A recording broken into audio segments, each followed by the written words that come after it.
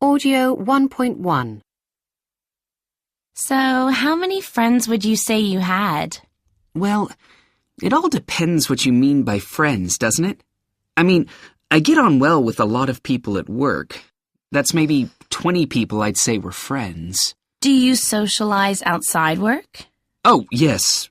Maybe not that often, but we meet up after work from time to time. Then there are the friends I play football with. I guess I don't have a lot in common with them apart from football, but I'd say they were friends all the same. But how many of those friends would you ask to help you out if you were in trouble? Ah, well, that's different. Friends you can really trust, there aren't so many of those. Maybe 5 or 6? And what about online? Do you have a lot of Facebook friends? No, not really. I can't be bothered with it, really. I guess I've got about 15 to 20, but I don't use it much. What about you? Oh, I have a lot of friends on Facebook. About 150, I think. 150? Do you keep in touch with all of them? Yes, well, kind of. You know, we send the occasional message to each other. And have you actually met all of them face to face? No. Some of them are people I've met on holiday or something, and we wanted to keep in touch. Some of them are old friends from school. But there are quite a lot of friends who are people I've never actually met at all. I just made friends with them on Facebook. I don't see how you can be friends with someone you've never met. Of course you can.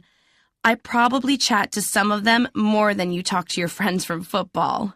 And what about in the real world? How many friends do you have in real life? Well, a lot of the friends I see often in real life are on Facebook too, actually. I've got friends from work, like you, and then there are the people in my evening class. I'm learning German. And what about really close friends? I've only got a couple of really close friends that I share everything with. Actually, if I'm honest, recently just one, because I've fallen out with one of my best friends. We're not speaking to each other at the moment. Did you have a big argument? Not exactly. It all started when she wouldn't add me on. Audio 1.2. Get on well with someone. Meet up with someone. Have a lot in common with someone. Fall out with someone. Help someone out. Trust someone. Get in touch with someone. Keep in touch with someone. Make friends with someone. Have an argument with someone.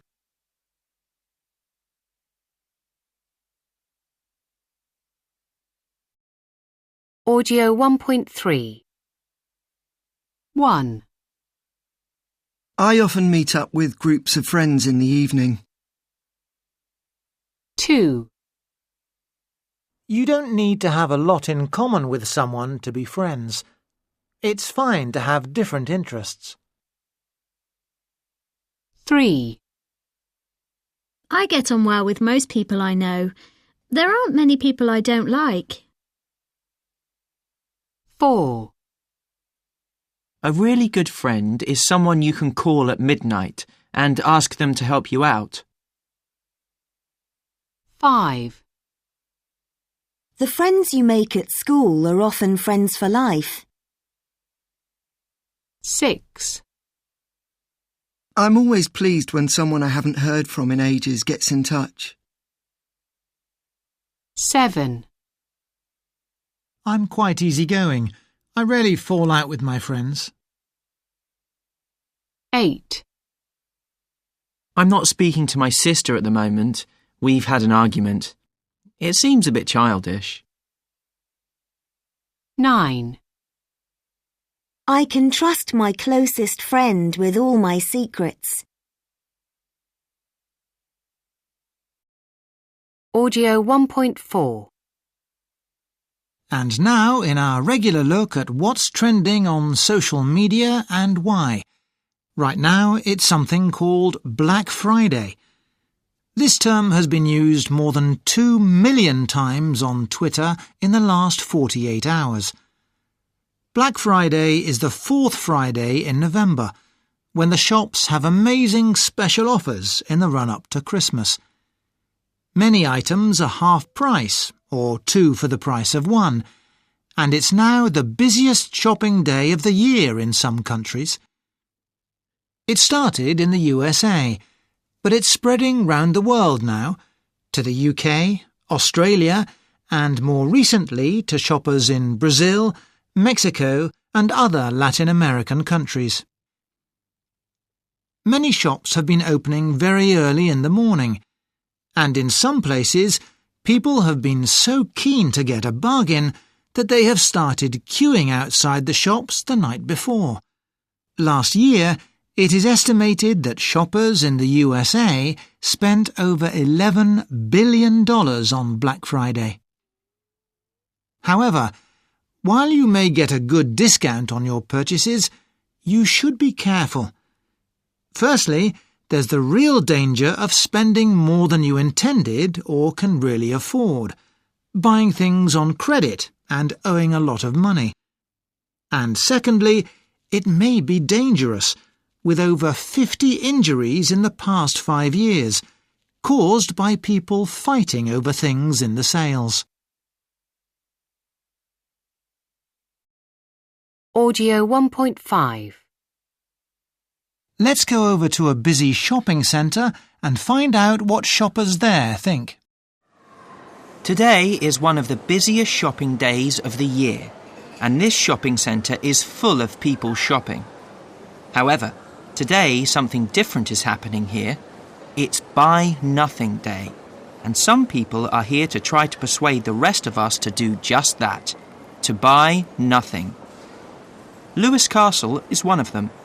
He's standing here in the main entrance of the shopping centre, holding a big sign saying, "Stop shopping, start living." Lewis, can you explain a little about what Buy Nothing Day means? Yes, of course. It's pretty simple, really. We're asking everyone to think about their spending habits and buy nothing at all for just one day. And what difference will that make? Well, the idea is to make people stop and think about what they're buying. When you really think about it, the idea of buying things as a way of spending your leisure time is crazy. We are all buying more things than we really need. We believe shopping makes us happy, but it doesn't. In fact, it can do the opposite if people end up owing a lot of money. Yes, I agree. That's a good point. People often buy things they don't really need or want. Exactly. It's amazing to realise that only 20% of the world's population is consuming over 80% of the Earth's natural resources. Does that seem fair to you? In countries like the UK, we all own far too much. Does it make any difference what you buy? Yes, that's part of it too. We're trying to get people to think about the effect their buying choices have on the rest of the world. Something might seem a great bargain, but that could be because it's been made in a country where the workers aren't paid enough. In addition, most of the time we prefer people to buy locally, because transporting goods by air has a harmful effect on the environment. But will it really make a difference if we stop shopping for just one day? Actually, most people don't understand how difficult it is to last 24 hours without spending any money. But you'll feel great if you achieve it. Are a lot of people taking part in Buy Nothing Day this year? Yes, and more do every year. I think it started in Canada more than 20 years ago, but now there are Buy Nothing Day movements in over 65 countries. Audio 1.6. 1. Can you explain a little about what Buy Nothing Day means? 2, When you really think about it, the idea of buying things as a way of spending your leisure time is crazy. 3, We believe shopping makes us happy, but it doesn't. 4, Yes, I agree. That's a good point. 5, We all own far too much. 6, Most of the time, we prefer people to buy locally. 7, Most people don't understand how difficult it is. Audio 1.7. Listening for keywords. Keywords carry the most important information. They are generally nouns and verbs, and are usually spoken more loudly and clearly than other words. For example, 3 times a week. I send a lot of emails. I like looking at shopping websites. Audio 1.8. This is a fascinating book. We all know that the internet is changing the way we do things, but Carr believes that it is also changing the very way our brains work. With the printed book, he argues, our brains learn to think deeply. In contrast, the internet encourages us to read small bits of information from lots of different places. We are becoming better and better at multitasking, but much worse at concentrating on one thing. Audio 1.9. 1, Shopping and banking online is unsafe. 2, Looking at screens all day is bad for our eyes. 3, People will forget how to talk to each other. 4, People don't spend enough time outside.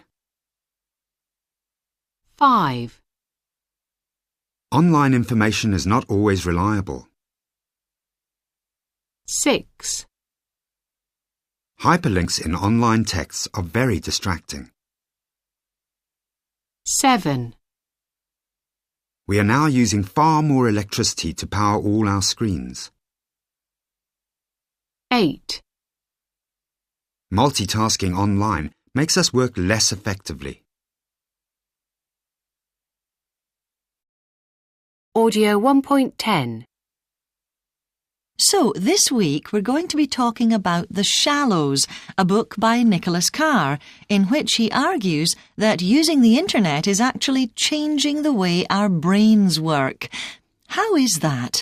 Well, it's actually a very interesting book because rather than just talk about all the ways people say the internet is bad for us, well, you know, the staring at a screen is affecting our eyesight or making our children fat because they don't go outside and play anymore, Carr takes quite a scientific approach.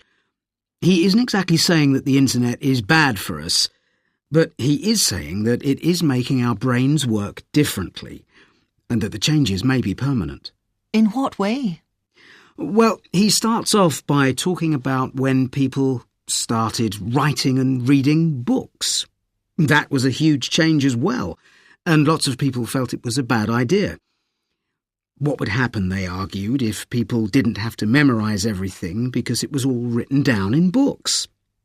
Sounds a bit like the arguments people make today about people looking facts up online, that they don't remember things anymore. But Carr says that, in fact, books taught us to really focus on one thing at a time, whereas now we're constantly looking at lots of different things at the same time. Hyperlinking, where we're encouraged to click on an underlined word or phrase and we go off to a different website, is a particular problem. But isn't multitasking good for the brain? Well, according to Carr, no. The studies show that when we try to do two things at once, we do both of them less well. We're also less likely to remember what we've done or read. There are some obvious benefits to the internet, but all the same, it is changing our culture, so that we're less able to concentrate or make deep connections in our brain. And that can't be a good thing, can it? Audio 1.11. It seems like every day we find another reason to feel guilty about what we buy. Maybe it's food that we know isn't good for us, or clothes which are made by poorly paid workers, or products which are damaging the environment.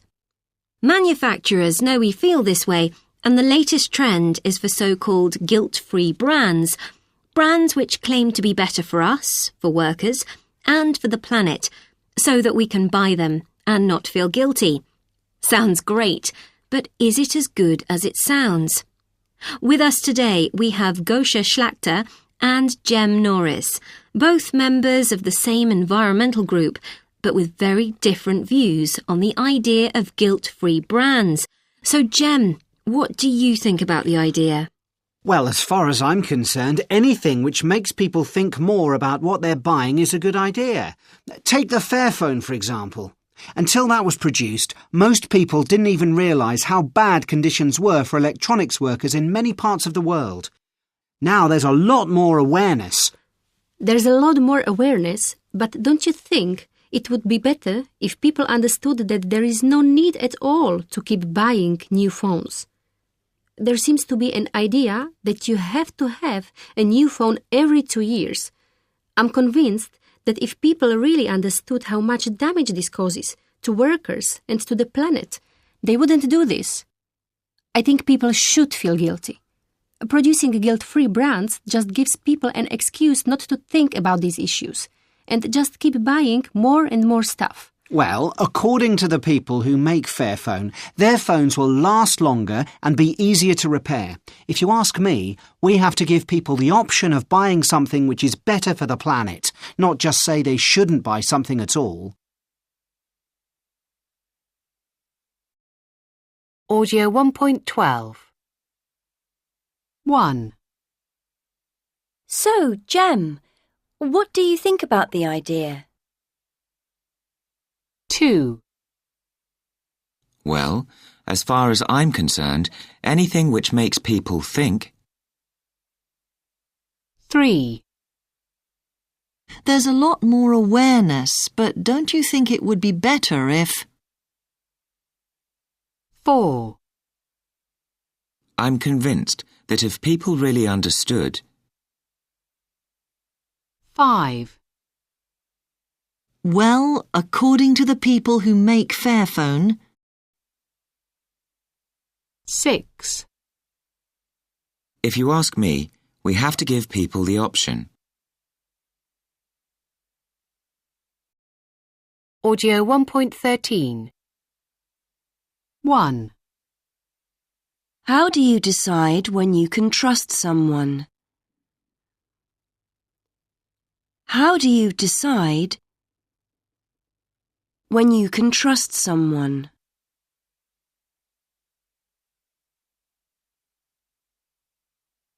2.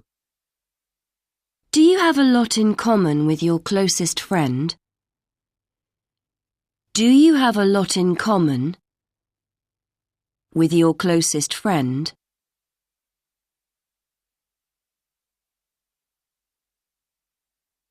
3. When was the last time you made friends with someone new? When was the last time you made friends with someone new?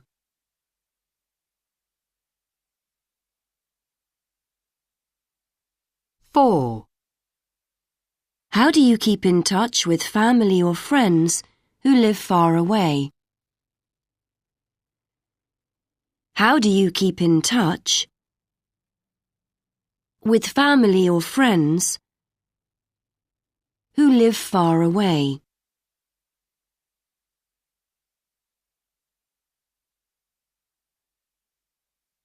5. When was the last time you fell out with someone? When was the last time you fell out with someone?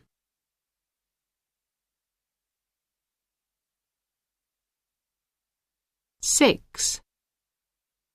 Who in your family do you get on with best? Who in your family do you get on with best?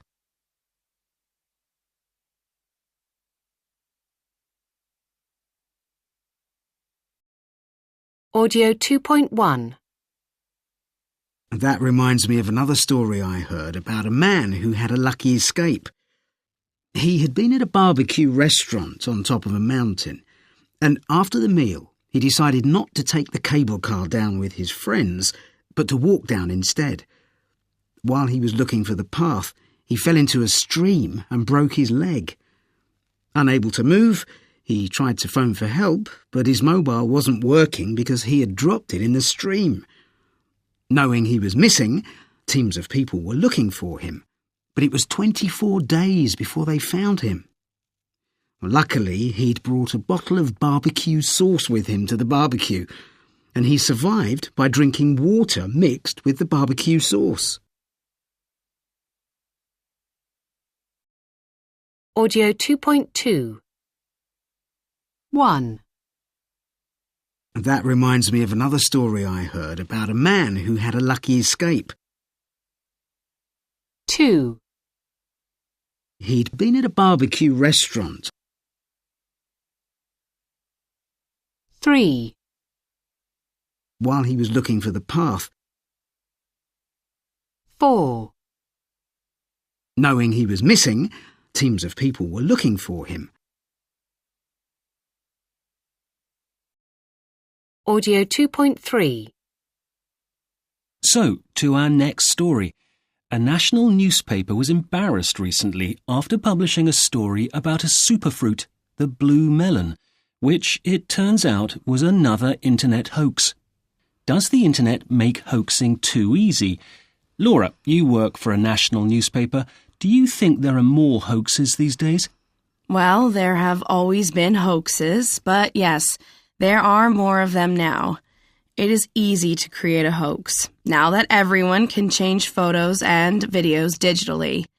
And the internet makes it easier to spread the hoax around the world. Everything moves so fast nowadays, and online stories aren't checked before they're published. One recent hoax I remember was the so-called balloon boy hoax. Yes, that was a big story. A couple, Richard and Mayumi Heen, let a large gas balloon float off into the air, and then, as soon as it was high in the sky, they said that their 6-year-old son was inside the balloon. The police were informed and helicopters were sent up to track the balloon until they could find a safe way of getting him down. By the time the balloon landed, an hour or so later, about 80 kilometers away, the story was live on television. When the boy was not found inside, the media reported that he had fallen out during the flight, and a huge search started. Meanwhile, the boy was actually safe at home, hiding. The parents suddenly announced that they'd found him at home asleep. Did the parents really think he was in the balloon? Well, we can't say for sure, of course, because they never admitted it. But while reporters were interviewing the family on TV, the boy accidentally mentioned that they'd done it to be on TV. He was supposed to keep quiet about that, of course. That's incredible. Do you think most hoaxes are carried out to become famous? Yes, and that's not a new thing. Take the example of Piltdown Man. The scientists who claimed to discover that skull became very well known as a result. The publicity you get from a good hoax can also be useful in marketing a product.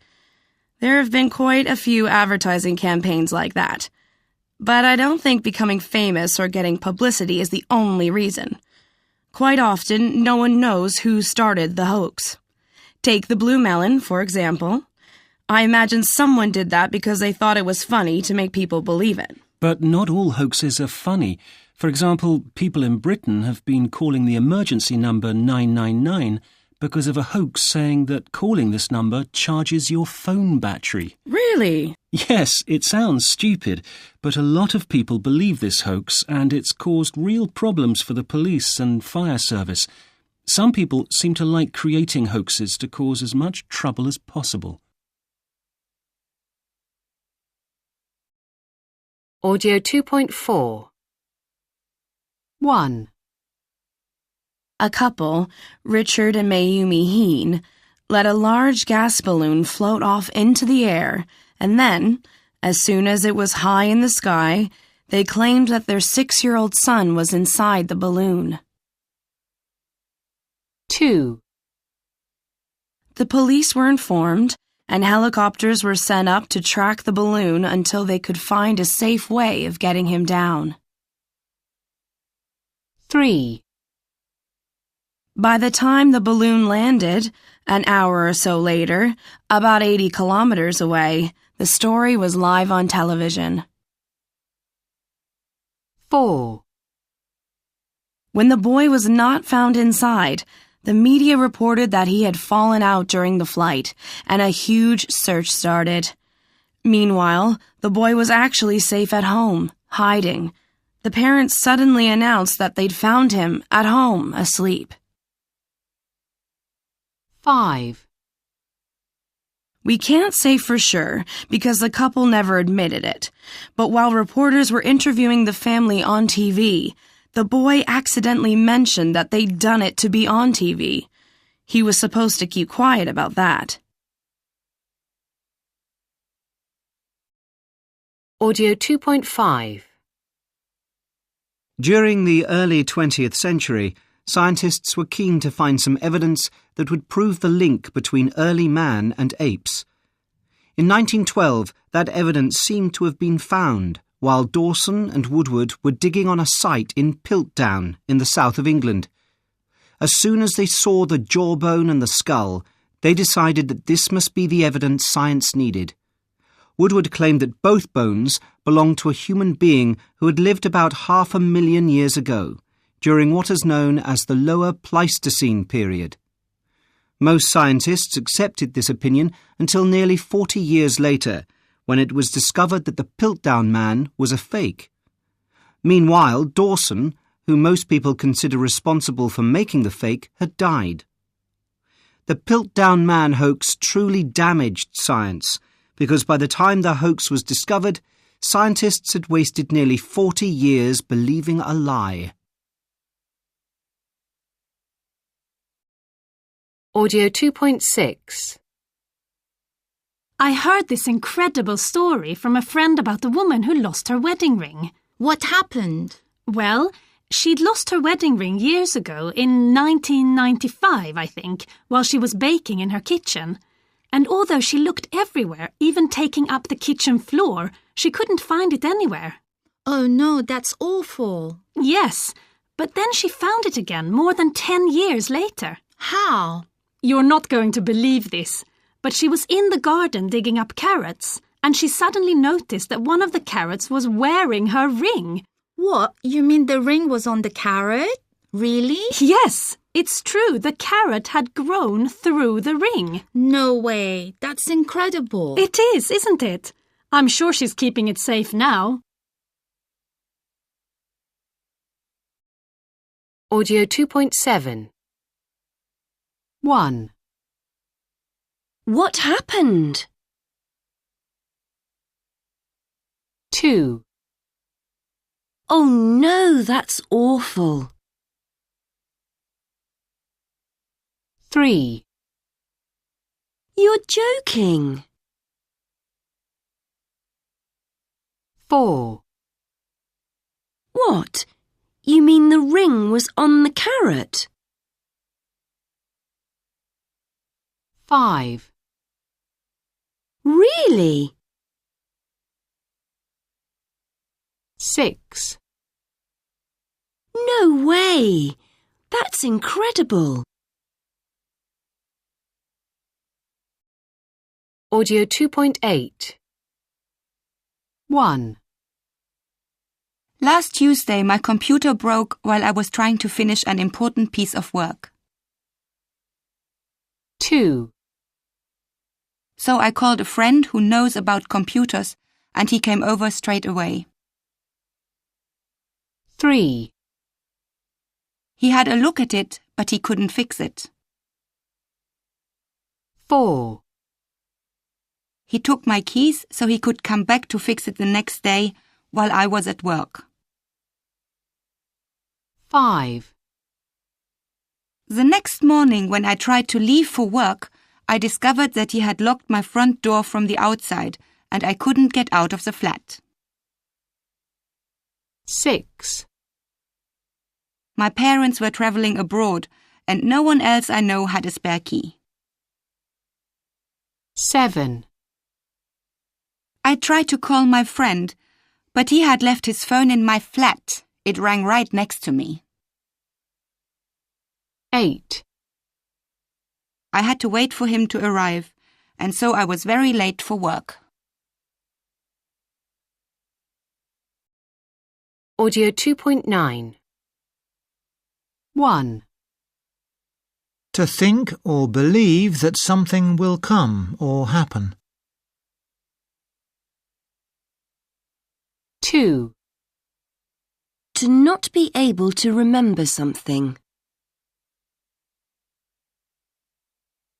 3. To ask yourself questions about something. 4. To know again someone or something that you have seen or heard before. 5. To help someone remember something. 6. To suddenly be seen. 7. To know or understand that something is true or that something has happened. 8. To cry out loudly in a high voice.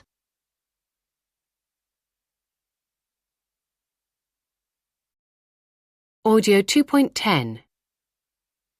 1. You're not going to believe this, but I've lost my job.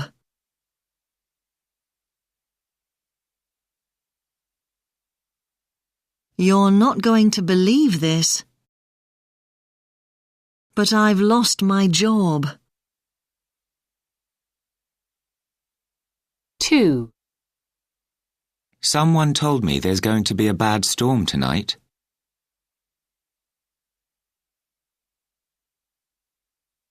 Someone told me there's going to be a bad storm tonight. 3. I heard that Jack has won the lottery.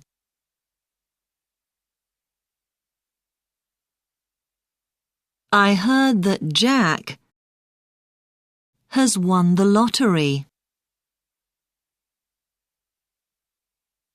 4. Apparently, the office is closed this week.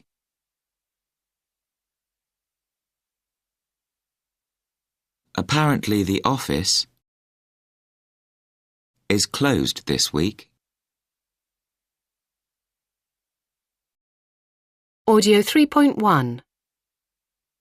In the late 1960s, Walter Mischel, a professor at Stanford University in the United States, carried out an experiment which is known as the marshmallow test.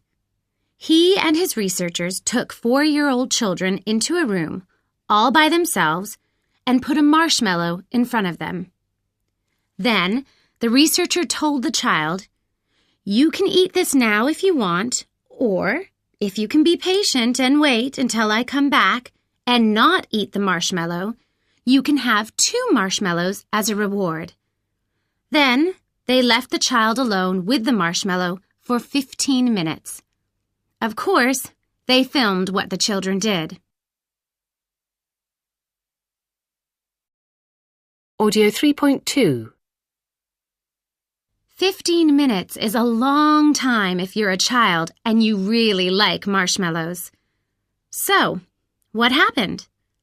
How many children do you think ate the marshmallow? Well, nearly 70% ate it.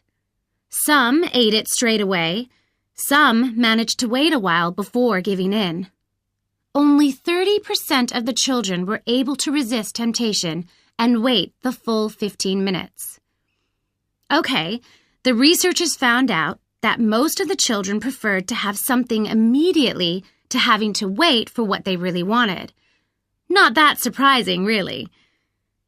But some years later, they discovered something much more interesting.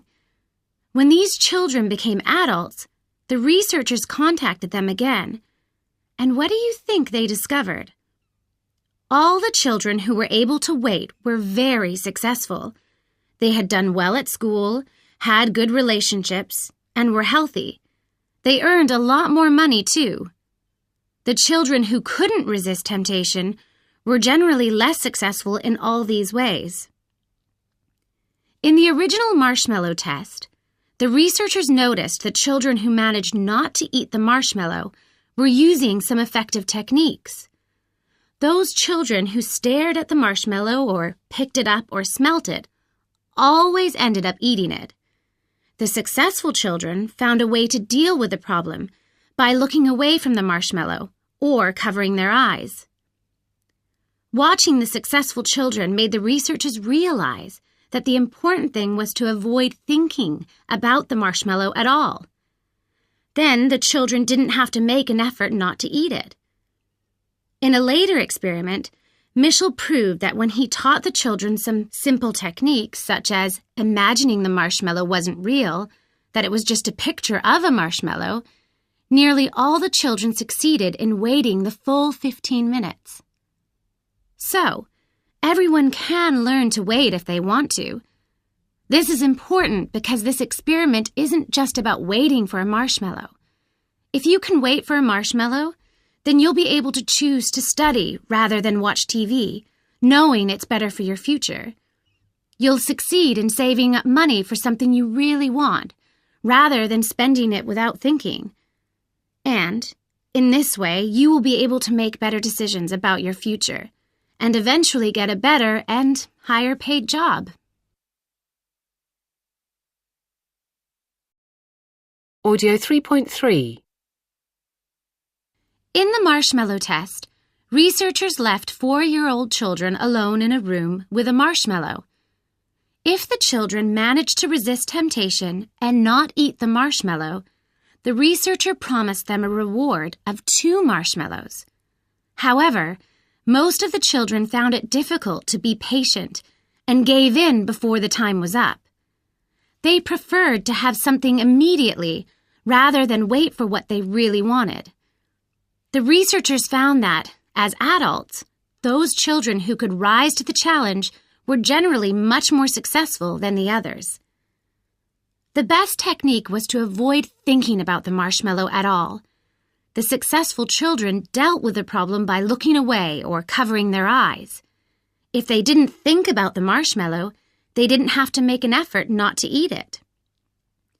When Mischel taught a different set of children this technique, nearly all the children succeeded in waiting the full time.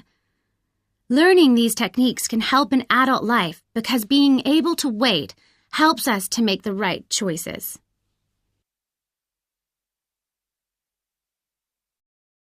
Audio 3.4. Achieve. Avoid. Manage. Observe.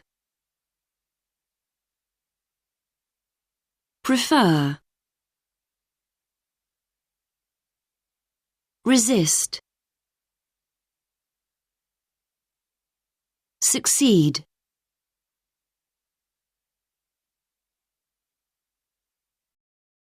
Audio 3.5.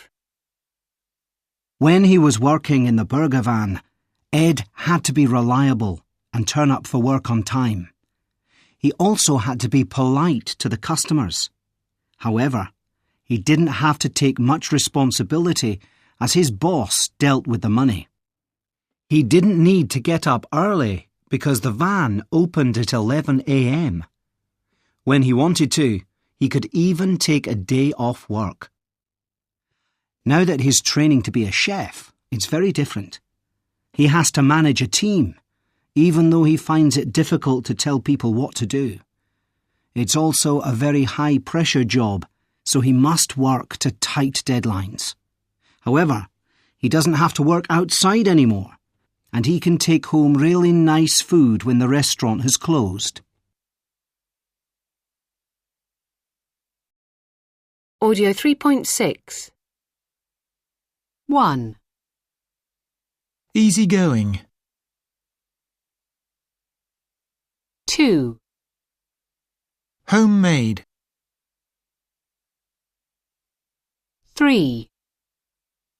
5-star. 4. Overpriced.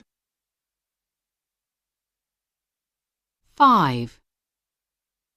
500 page. 6. Second hand. 7. English speaking. 8. Well known. Audio 3.7. So today I'm going to show you how to do something amazing using only 7 things. 1. A plastic bottle. 2. Some water. 3. Some bleach. 4. A piece of metal. 5. Some glue. 6. Sandpaper. And 7. A metal roof. What are we going to make? Wow. We are going to make a light that doesn't use electricity. The light goes in the roof and is strong enough to give light to a whole room. So let's get started. The first thing you do is cut a hole in the metal sheet.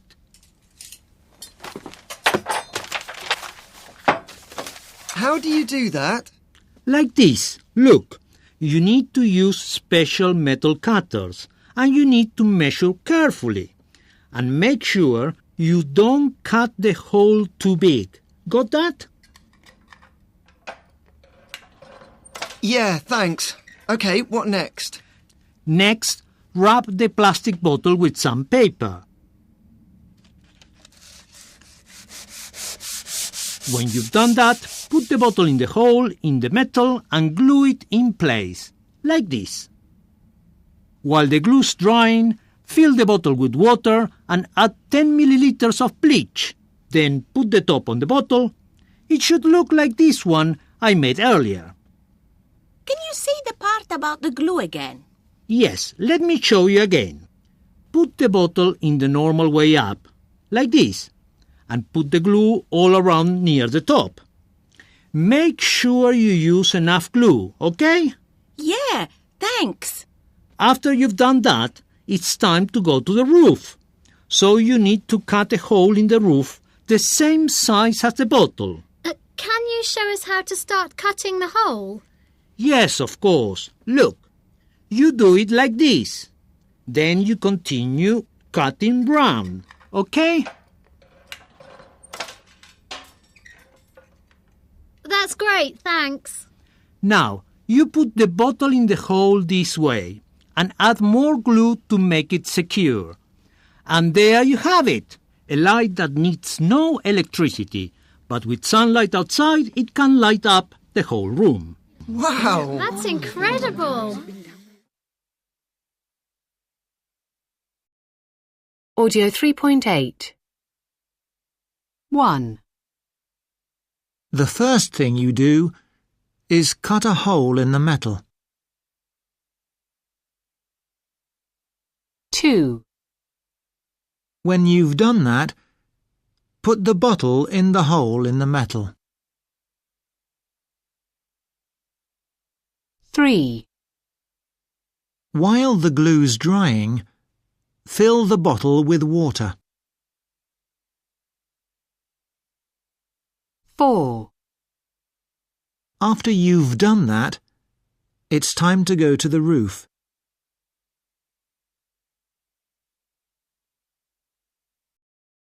Audio 3.9. Next, rub the bottle with sandpaper. When you've done that, put the bottle in the hole in the metal and glue the bottle in place. Audio 3.10. 1. If I come into work early, I can leave early.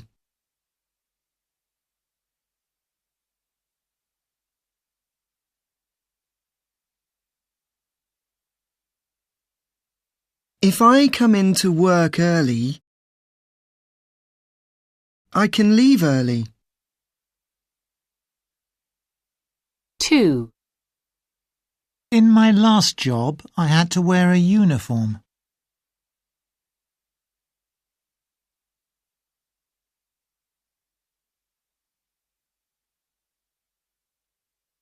In my last job, I had to wear a uniform. 3. You can't use the phone for private calls.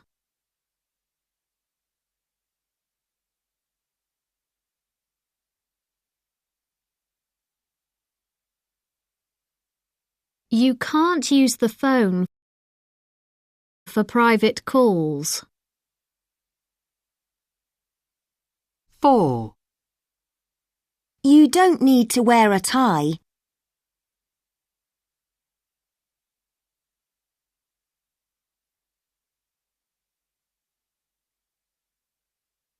You don't need to wear a tie. 5.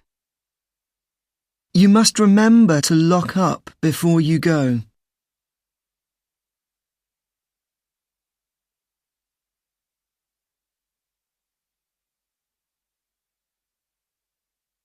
You must remember to lock up before you go.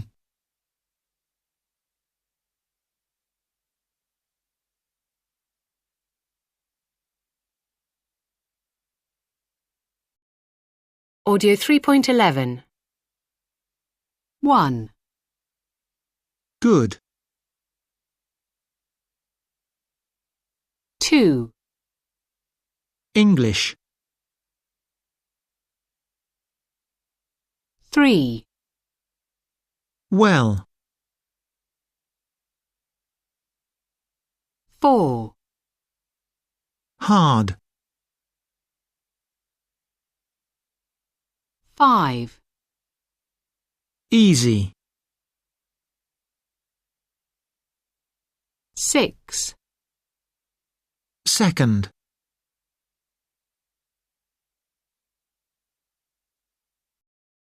Audio 3.12. The first thing you do is to put some flour in a bowl with a little salt. Then you crack an egg into the bowl. I'm not very good at that. How do you crack the egg without getting bits of shell in the bowl? No problem. Let me show you. Look, you crack it on the edge of the bowl like this. Then you mix it in and add the milk. Make sure you mix it very thoroughly so there aren't any lumps. What next? Then you have to wait for about 30 minutes. While you're doing that, you can get ready whatever you want to put on the pancakes. Then you heat some oil or butter and put some mixture in the pan. When the first side is cooked, you flip it over. Look, you do it like this. Wow, that's clever! Audio 4.1.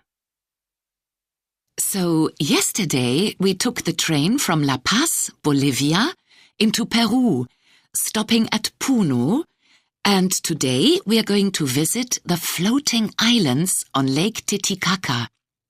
I can't wait. Ever since I first heard about these islands in a geography class many years ago, I've wanted to see them. Actually, I don't really enjoy boat trips, but I'm sure the water on the lake will be quite calm, as it's a clear sunny day. It's quite cold though, so I'm going to take an extra sweater to keep warm. I'm really interested in finding out more about how people live there. I believe we'll be able to ask them questions through a guide. I'd love to know what people eat. A lot of fish, I suppose. I'd also like to know what they think the future holds for them and their families. Do they think their children will stay on the islands? What effect is technology going to have on their lives? I know they already have solar power and even black and white TVs. Just thought, it would be great to have some photos for the blog, so I'll take my camera too. Just hope I don't drop it in the water. Audio 4.2 1. It was the end of September and a beautiful sunny day. Autumn is the most beautiful season here, and the leaves on the trees were beginning to turn golden in places. As we climbed through the forest, we enjoyed the fresh air and the smell of the soil.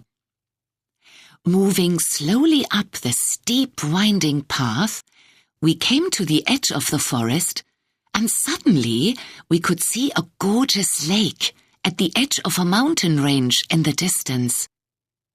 The peaks and cliffs of the mountains were partly covered in snow, even at this time of the year. The scenery was just amazing. 2. We had been walking all day, and it was slowly getting dark. We had seen gorgeous mountains with lovely greenery, refreshing waterfalls, and clear pools amongst the rocks. We had enjoyed playing in the pools in the hot sunshine, but at the end of the day, we had descended back into the valley. Walking down towards where we were staying for the night, the sunset was amazing, beautiful and red, with the silhouettes of the palm trees in the distance. I don't think I've ever seen such a beautiful and unusual landscape. Audio 4.3 Good afternoon and welcome to Science Matters. Walking through the park yesterday, it was full of people enjoying the sunshine. Recent research, however, suggests that people are spending less time outdoors. One study looked at trends in visits to national parks in the United States, Japan and Spain, and found that the number of visits had gone down by 18% since the late 1980s. A recent British study found that even during the summer, people spend just 1 to 2 hours outside per day. So, why is this happening, and what should we do about it? Our science reporter, Julie Mayers, has been researching into the benefits of being outdoors. So, Julie, why do we stay indoors so much? Hello. Well, it may be that rather than enjoying the beauty of nature, we prefer to sit in front of a screen. Statistics show that people in the U.S. now spend around 8.5 hours a day looking at a screen, and this trend will definitely spread around the world as smartphones become more common. Another explanation is that more people live in cities. In 1950, 79% of the UK population lived in cities, but that percentage is likely to rise to around 92% by 2030. And even traditionally less urbanized countries may end up in a similar situation. For example, Botswana in 1950 had less than 3% of its population living in cities. Now it has about 61%, and this percentage will probably rise further over the next few years. But does it actually matter if we don't get outside much? Well, yes, obviously there are the physical benefits. We know that people who live near green spaces are more likely to be physically active. In fact, nearly 45% of Californian teens who live near a park take part in physical activities for at least 1 hour a day, at least 5 days a week, whereas only 1/3 of teens who don't have access to a nearby park have the same level of physical activity. But there's more than that. According to researchers at Heriot-Watt University in Edinburgh, people's brains actually change when they spend time in natural environments, reducing stress and improving mood. The Japanese have known this for some time. Shinrin-yoku, or forest bathing, is simply visiting a forest or other natural area and walking slowly, taking in everything you see, hear, smell, and even taste. Scientific research shows that walking in the forest for 30 minutes will reduce depression and lower your blood pressure. They even think it might prevent you from becoming ill. Really? That seems very hard to believe. How's that? It seems that the trees give off chemicals which help to keep you healthy. One study showed a 50% increase in the white blood cells needed to fight illness after a 2-hour walk. Research taking place at the moment will tell us more about how this works. The Japanese government has already built 48 official forest bathing trails and say they will definitely build another 52 within the next 10 years. Really? That's a lot. Do you think it could become as popular in other countries? Yes, it probably will. In fact, South Korea has already started building its own forest bathing centers, and other countries, like Finland, may soon follow. Audio 4.4. 1. In the U.S., people now spend 8.5 hours a day looking at a screen, and this trend will definitely spread around the world as smartphones become more common. 2. The percentage of British people living in cities is likely to rise to 92% by 2030. 3. Countries such as Botswana, where in 1950 only 3% of people lived in a city, may end up in a similar situation. 4. Nowadays, 61% of Botswana's population lives in cities, and this percentage will probably rise further. 5. Walking in a forest for 30 minutes improves mood and might even stop you getting ill. 6. After a 2-hour walk, some people showed a 50% increase in the white blood cells needed to help fight disease. 7. The Japanese government will build 52 more forest bathing trails within the next 10 years, and other countries may follow. Audio 4.5. 1. This trend will definitely spread around the world. This trend will definitely spread around the world.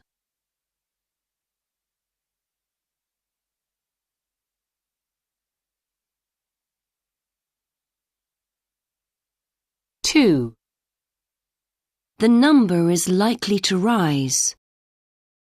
The number is likely to rise.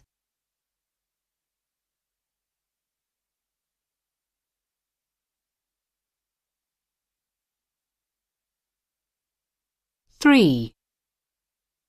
This percentage probably won't rise much further. This percentage probably won't rise much further.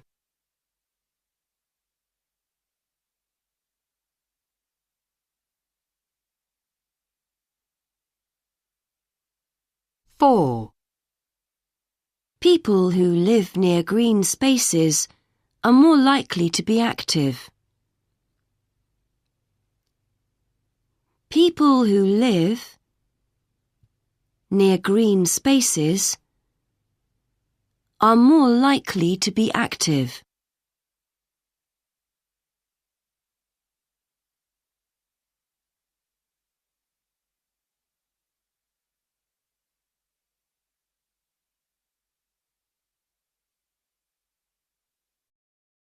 Audio 4.6. 1. Neat and tidy. 2. In a bit of a mess. Audio 4.7. Understanding consonant-vowel linking. When one word finishes in a consonant and the next word begins with a vowel, or the other way round, the consonant often becomes attached to the vowel. This means that it is difficult to hear the correct words. The person you are listening to actually said, Alaska, but you hear Alaska. While you are listening, you have to check that what you hear makes sense in the situation. Audio 4.8. 1. What a mess!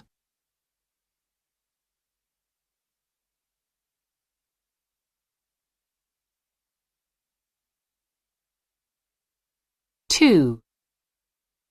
In a while.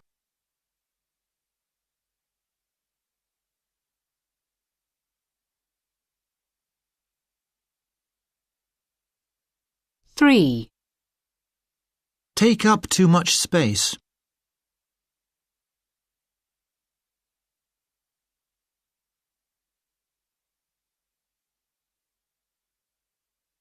4. Peace and quiet.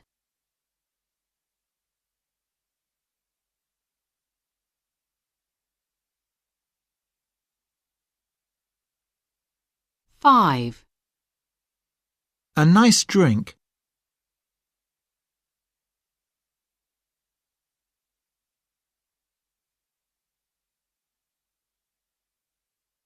6. A big apartment.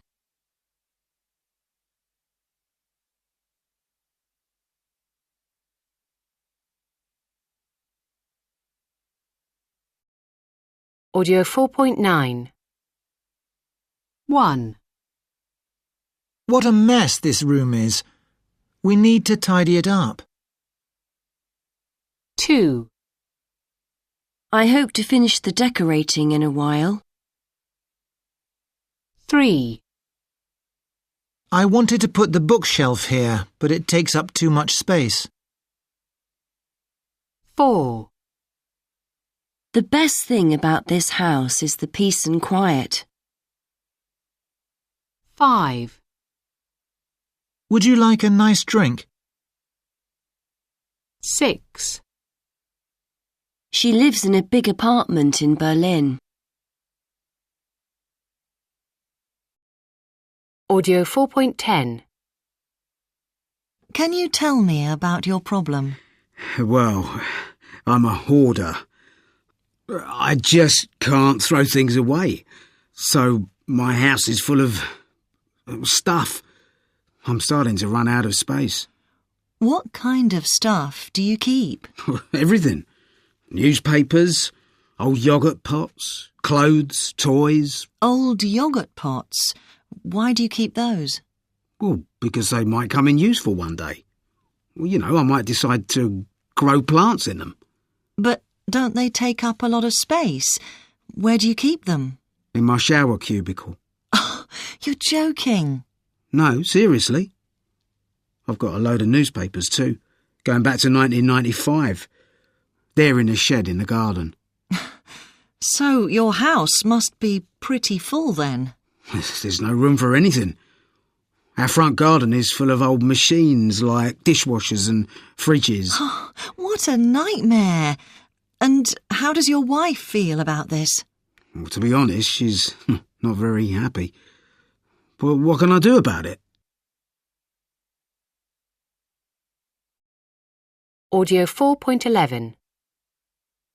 So, how's it going? Enjoying your new flat? Yes, I love it. You've got a fantastic view from the windows. Yes, we're on the top floor.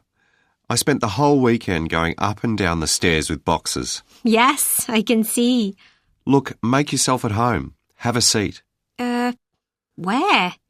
Yes, I see what you mean. Well, why don't you sit on a box? No, don't worry.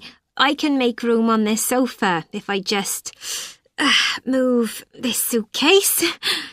How did you manage to move all your stuff over a weekend? Oh, I didn't do it all at the weekend. I took some time off from work last week. It'll look great once you've got everything unpacked.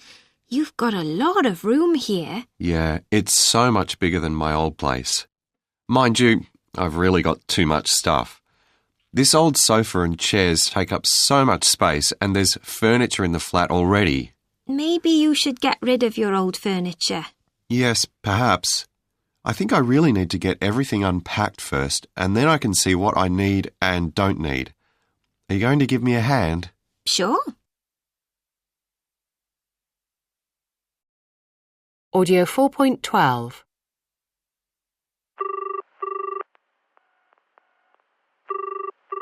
Hello, Belle's Bistro. Oh, hello. I had lunch at your restaurant today, and I think I may have left my mobile phone there on one of the tables. I wonder if you could check for me. Certainly. Could I just take some details first? Yes, of course. Could you tell me the make of the phone? Yes, it was a... Audio 4.13. Hello, how can I help you? Hello, I understand that the hotel has a gym. Yes, that's right. It's in the basement. Thank you. Could you tell me the opening hours, please? It's open from 7 a.m. until 9 p.m. Thank you, that's great. Can I help you with anything else? Yes, just one last question. Do I need to take a towel with me, or are they provided? Audio 4.14.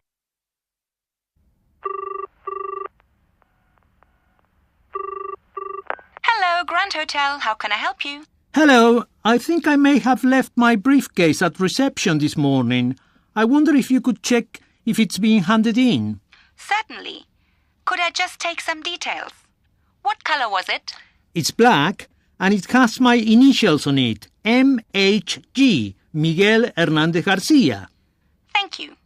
One moment. Yes, we have it. That's great. I wonder if I could come and pick it up this evening. Yes, anytime. Can I help you with anything else? No, that's all.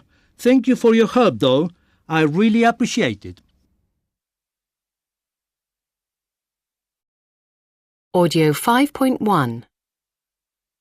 The first film we're looking at today is The Secret Life of Walter Mitty, starring Ben Stiller and Kristen Wiig, a remake of a classic comedy from 1947, based on James Thurber's book, which was written even earlier, in 1939.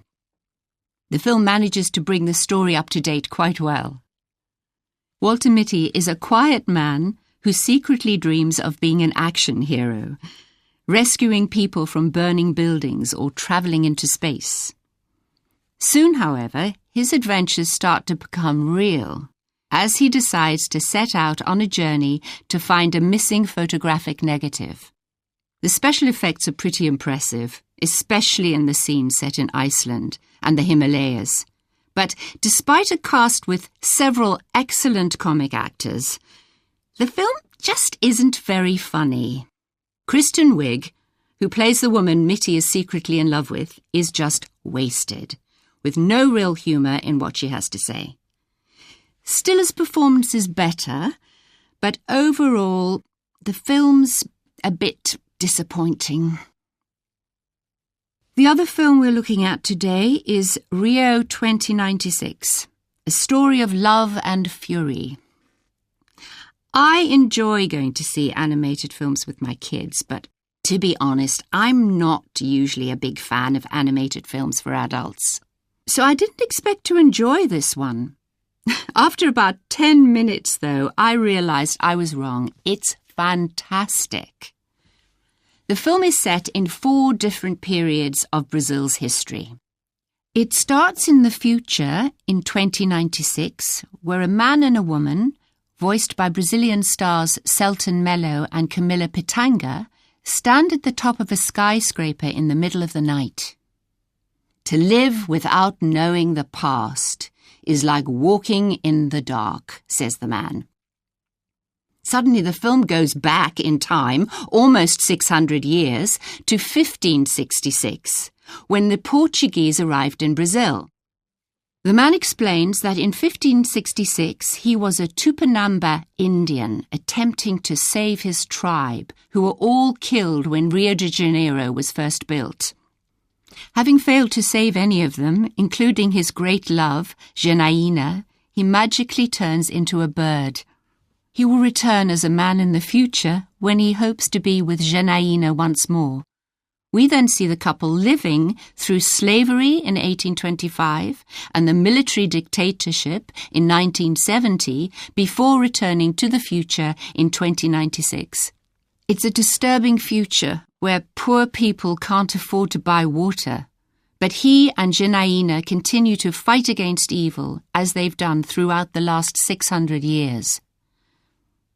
The plot is a little complicated if you aren't familiar with Brazilian history, but the story is told with such passion that you can't help enjoying it.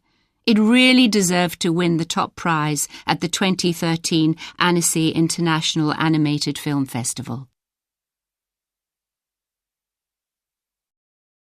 Audio 5.2. A beautiful film about the dreams of village school children in rural Indonesia. Stepping on the flying grass is both visually stunning and truly moving. When their teacher asks them to write an essay about their dearest dreams and wishes, a group of village school children begin to think seriously about what they plan to do with their lives. Pooji enjoys being useful and just wants to help others. May fantasizes about becoming an actress. She spends hours practicing in front of the mirror. But does she really love acting? Or is it actually her mother's dream? Agus's family can't afford to eat any special food at home, but he really wants to eat at an authentic Padang restaurant in the city. When an opportunity arises to make some money, he decides to make his dream come true. As the film progresses, he gradually realizes that for dreams to come true, you need to work at them. Audio 5.3. Amusing. Surprising. Ordinary. Violent. Enjoyable. Intelligent. Original. Predictable. Disappointing. Entertaining. Unexciting. Audio 5.4. I've lived in New York for about 3 years now. It's an exciting place to live, but there are quite a few annoying things about it too. For a start, it's incredibly expensive. When I moved into my flat 3 years ago, the rent was already quite high, but it has gone up 3 times since then. It can also be quite a violent place. I haven't been mugged yet, but my best friend has. Luckily, she wasn't actually hurt. They just took her bag. And the traffic? It's dreadful. It took me more than an hour to get to work today, and nearly as long to get home. However, I've never lived anywhere where there is so much to do. Over the past month, I've been to the theater 3 times, as well as to a number of great art exhibitions. I've also just started salsa classes. You can find everything from everywhere here. So, although living in New York has some bad points, on balance, I don't think I want to live anywhere else in the world. Audio 5.5. 1. I'm absolutely exhausted. 2. She was absolutely amazed. 3. That smells absolutely delicious. 4. It's absolutely astonishing. 5. It's absolutely enormous. 6. It's absolutely freezing in here. Audio 5.6. 1. I can't walk any further. I'm absolutely exhausted. I'll have to sit down. 2. She was absolutely amazed when she saw her sister standing at the front door. They hadn't seen each other for 10 years. 3. That smells absolutely delicious. I love the smell of garlic. What are you cooking? 4. It's absolutely astonishing. This is the first time you haven't been late this year. 5. I can't carry that. It's absolutely enormous. I'll need help to get it up the stairs. 6. Put the heater on. It's absolutely freezing in here. Audio 5.7. Conversation 1. Did you see that stuff on Facebook about how much music people listen to every day? Yes, but I'm not sure I believe it though. The statistics look much higher than I'd expect. I mean, who listens to music when they are going to sleep? Me, and 32% of the people they asked. Conversation 2. What do you fancy watching on TV tonight? I thought we could watch the programme on climate change. Oh no, that sounds really boring. I really don't want to watch another programme about the weather. Well, I thought it looked quite interesting, but if you're really sure you don't want to watch it, there's a sci-fi movie on the other channel. That sounds much more interesting. Conversation 3. Have you tried this new film site? Is it any good? Yes, it's great. I expected it to be really expensive, but it isn't. But you have to be careful. Why? I stayed up till 4 a.m. this morning watching a whole series.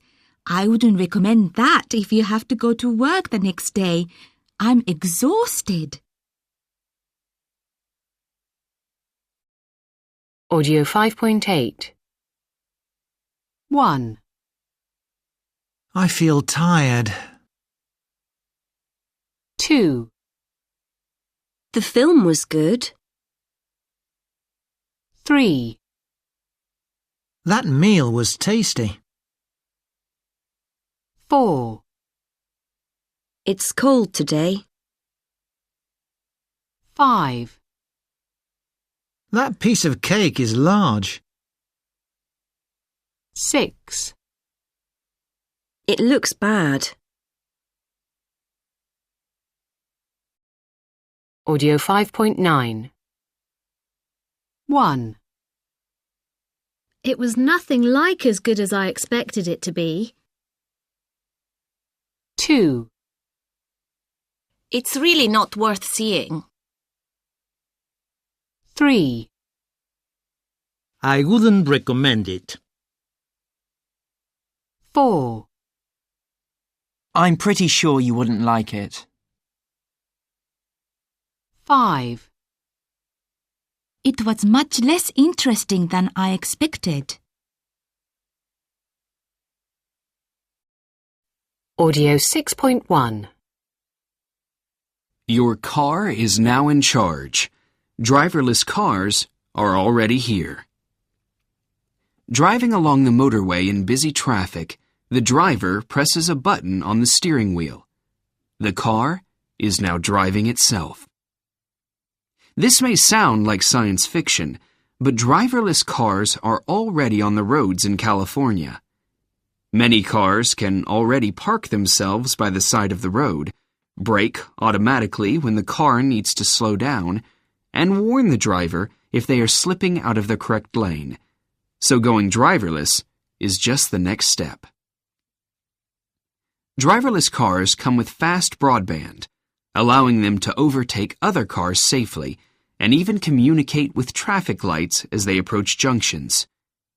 Being stuck in traffic jams could become a thing of the past, as driverless cars will be able to drive at speed much closer to each other.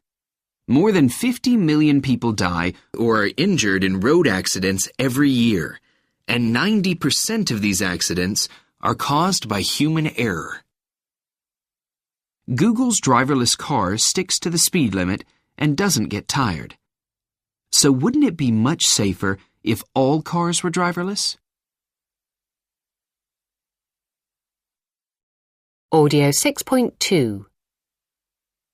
Intelligent machines that can serve us in supermarkets, give us directions, and even drive for us are becoming part of all our lives.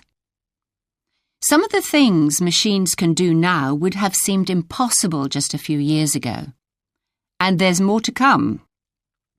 Amazon promises robot drones which will deliver our packages, and Rolls-Royce says robo-ships, which won't need any crew, will soon be sailing our seas. But what will this mean for our workers? Some think that only people whose skills are better than the machine's abilities will have work. Those who don't have high-level skills risk being unemployable or will have to work for very low wages. Audio 6.3. Climate change. Crop damage. Water shortages. Global warming. Strong winds. Tropical storms. Audio 6.4. Welcome to the world today. Today we're talking about extreme weather. Recently, there seem to have been a lot of extreme weather events.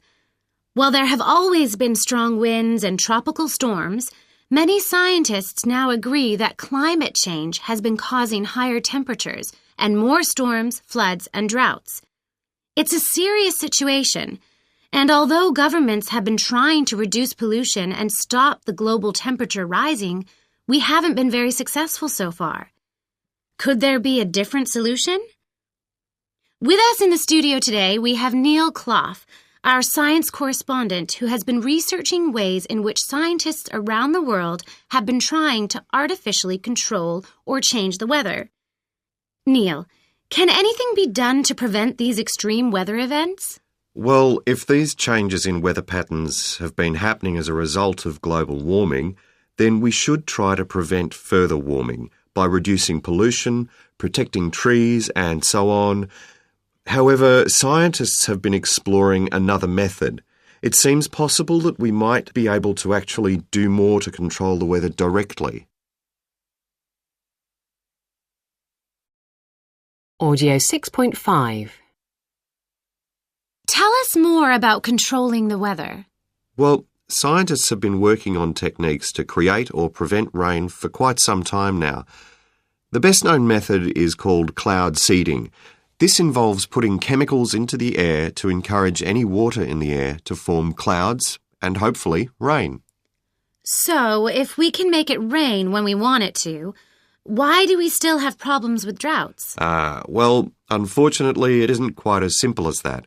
If there is a drought, there probably won't be any clouds in the sky at all. The only thing you could do is to do cloud seeding when there are clouds, and then save the water for when there is a drought. That could be helpful, I guess.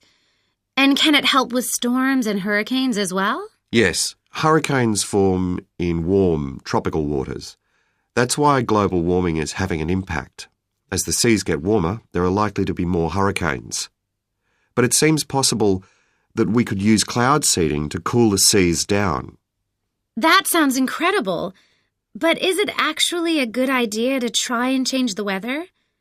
I mean, what about putting chemicals into the atmosphere? That can't be a good idea, can it? Well, this is one of the things we need to find out. There is some concern that creating rain in one area of the world might take it away from somewhere else. But in terms of the chemicals, it seems that one group of scientists have found a solution. Professor Jean-Pierre Wolf and Dr. Jerome Kasparian at the University of Geneva have been experimenting with using lasers to control the weather. Lasers? Their experiments have shown that pulses of light from a laser can be used to make rain clouds without using any chemicals.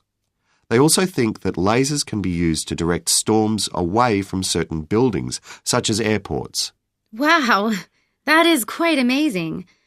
I still feel that perhaps we shouldn't be playing with the weather like this. Yes, a lot of people would agree with you. But you've got to remember that we have been changing the weather for a long time anyway, through global warming. This type of technology is nothing compared with that, and it could be helpful rather than harmful. Audio 6.6. In recent years, there has been a noticeable increase in extreme weather events. Many scientists now agree that climate change has caused this increase. The science correspondent in the program has just finished researching ways in which scientists around the world have been trying to artificially control or change weather patterns. These scientists have been exploring various techniques, including cloud seeding, over the past few years. However, many people are worried about putting chemicals into the atmosphere. Recently, one team of scientists in Geneva has discovered a way to use lasers to control the weather. Audio 6.7. It's important to get away from your everyday life at least once a year, and if you live here in the UK, you need to find somewhere with guaranteed sunshine. What I mean is, somewhere where the weather is a bit more reliable. It's great to do something you'd never do at home. In fact, I'm sure the challenge keeps you healthy. Anyway, we've just booked 2 weeks exploring the lakes and volcanoes of Nicaragua. I can't wait. Audio 6.8. 1. What I mean is, somewhere where the weather is a bit more reliable. 2. In fact, I'm sure the challenge keeps you healthy. 3. Anyway, we've just booked 2 weeks exploring the lakes and volcanoes of Nicaragua. I can't wait. Audio 6.9. Linkers in conversation. We use linkers to show how ideas are connected and to help listeners to follow the conversation. For example, to get someone's attention, we may say, actually, in fact. To paraphrase, we may say, in other words. To put it another way, what I mean is. To return to a previous topic, we may say, as I was saying, anyway, anyhow. Audio 6.10. You know, as soon as I get behind the steering wheel, I feel great. I'm in control. I decide where I'm going and how fast. What I mean is, I'm in charge. I don't have to wait at the bus stop or get nervous about catching the train or it not turning up. I find traveling by bus and train much more stressful. I must have about 20 pairs in all colors. I wear them so I can feel taller, and that makes me feel much more confident. My favorite ones are silver and very high. I only wear them to special events because although they look great, they're rather uncomfortable. In fact, I usually wear flat ones to get to the event and then slip them on before I go in. I suppose it's true. My whole life is on it. I just couldn't function without it. I mean, I've put everything on it. My friends' numbers, my Facebook, photos, music, games, and loads of apps. I'd be completely lost without it. I never write anything down. I just put it on here. Let me show you. Actually, where is it? I had it a moment ago. Wait, it must be in here.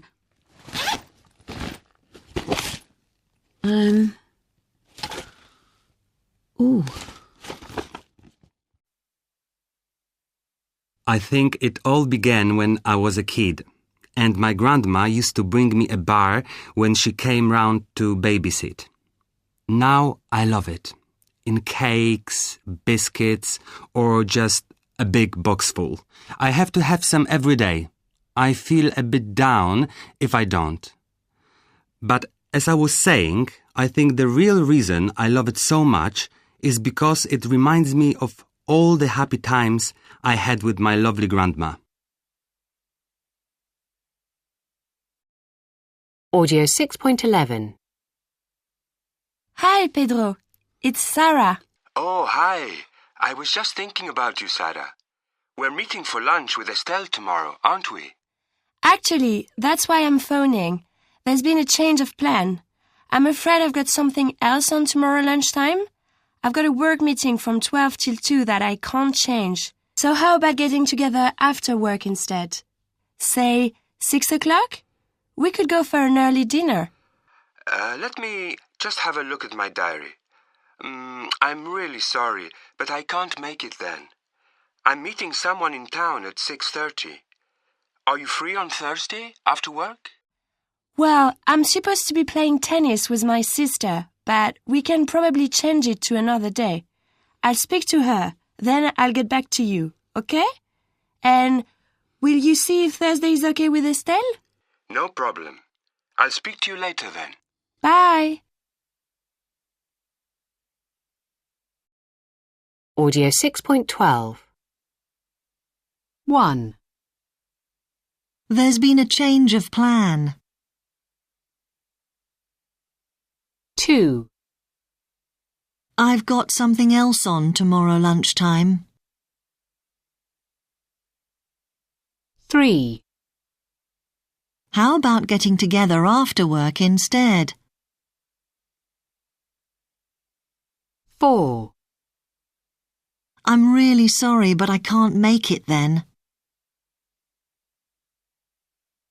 5. I'm supposed to be playing tennis with my sister. 6. I'll speak to her, then I'll get back to you. Audio 6.13. 1. Climate change. 2. Crop damage. 3. Global warming. 4. Heat waves. 5. Landslides. 6. Strong winds. 7. Tropical storms. 8. Water shortages. Audio 6.14. 1. Music. 2, Cloud. 3, Danger. 4, Luck. 5, Stress. 6, Success. 7, Fashion. 8, Comfort.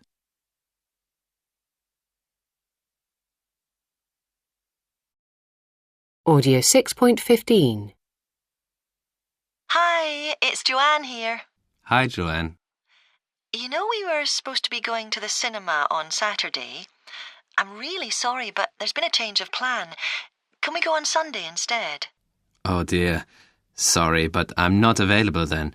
How about next Saturday? I'm meant to be meeting my brother and his wife for dinner next Saturday, but I'll talk to them and get back to you. Okay, that's fine. Audio 7.1. 1. For many years, people have moved to Europe in search of a brighter future and a higher standard of living. In recent years, however, the pattern seems to be changing, with thousands of young people moving from Europe to Africa, Asia, and South America. We spoke to 3 people who have made the move to find out why they moved and how it has worked out for them. Dermot, you're from Ireland, aren't you? But you live and work in the Philippines. Yes, that's right. I came to the Philippines in 2005 for a job in property, selling office buildings. At that time, Ireland was doing really well economically, and a lot of people couldn't understand why I was going abroad. It was a fantastic opportunity for me, though, as I was quickly promoted to manager when I'd just been a salesperson back in Ireland. The job also came with rent-free accommodation in a beautiful apartment, and everyone was so friendly. And after 2 years, I became a director, so my career prospects have definitely been improved by coming to Manila. I didn't work such long hours in Ireland, it's true, but I didn't get the benefits I have now, like private medical care and great training. And the weather is a lot better. 2. That certainly sounds like a very positive move. And Maria, what about you? Well, I'm a qualified architect with a master's degree. But when I was made redundant in Athens, I just couldn't find another job. I used to spend all day ringing people up and getting nowhere. I'd been unemployed for over a year when I decided to try Australia. I still haven't been able to find work as an architect in Melbourne, but I have been able to retrain as a landscape designer, designing gardens instead of houses. It's great being outside so much because the weather's nearly always good. I also have a lot of job satisfaction now. Because I have relatives here, it wasn't too difficult to get a visa. In fact, Melbourne is the biggest Greek city in the world outside of Greece. Do you think you'll stay as long as Dermot has? Probably. I really like it here. 3. And what about you, Joachim? You're currently working in Luanda, Angola, aren't you? Do you think you'll stay there? Well, the job is just temporary, for 4 months. But now I'm here, I think I'll stay a lot longer. The working conditions are much better at the moment than in Lisbon, where I'm from. I get sick pay and holiday pay and plenty of time off. My salary is a lot higher as well, although Luanda is a very expensive city these days. In fact, it's now supposed to be the most expensive city in the world. There's plenty of work, though, both skilled and unskilled. Angola has one of the fastest growing economies in the world. Audio 7.2. 1. Which is more important, a good salary or job satisfaction? 2. At work, is it better to obey the rules or to take risks? 3. Have you ever had a temporary job? What was it? Did you want it to become permanent? 4. Have you ever had a job where you had to supervise other employees? Did you like the responsibility? 5. Would you like a job where you had to come up with new ideas or one where you simply followed the rules? 6. Do you find it easy to think creatively and come up with new ideas? How do you do it? Audio 7.3. Leanne. I'm not sure I understand. Could you explain what you mean? Well, yes, of course. So you've applied for this job and you want to get this job, but why should we give it to you? Oh, I see. Okay. You should give me the job because I have a lot of experience that will help your company. Could you give some examples of that? Well, to give you a good example, I spent 3 years working in a similar situation in Parissa. I'm not sure I understand. Do you mean what job will I have? Yes. In other words, what are your goals for the next few years? What do you want to do? Ah, I see. Well, I'm very ambitious. First, I'd like to get some good work experience with a company like yours, and then, in a couple of years, I plan to start a part-time master's course in... Sophie. I'm sorry. Could you repeat that, please? Yes, of course. I asked when was the last time you had a difference of opinion with someone at work? A time you disagreed with someone? Ah, okay. Let me see. A time I had a different opinion. Well, actually, last month I was working in a project team and I didn't agree with the team leader about the time we needed to complete the project. And how did you deal with that? What did you do? Well, Marina. Oh, that's a difficult question. Let me think. Well, I suppose I would be something like an egg. Yes, an egg. Why an egg? Well, because an egg is very... Now, what's the word again? Useful. Yes, an egg is very useful.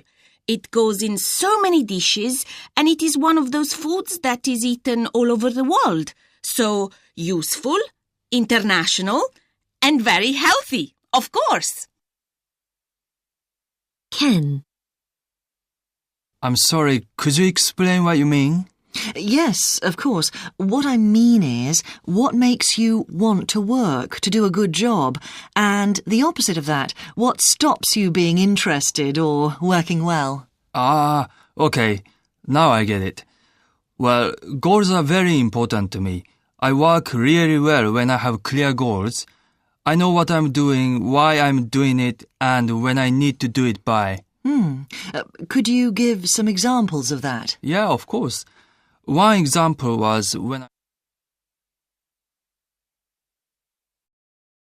Audio 7.4. 1. Could you explain what you mean? 2. Well, to give you a good example, I spent 3 years working in a similar situation.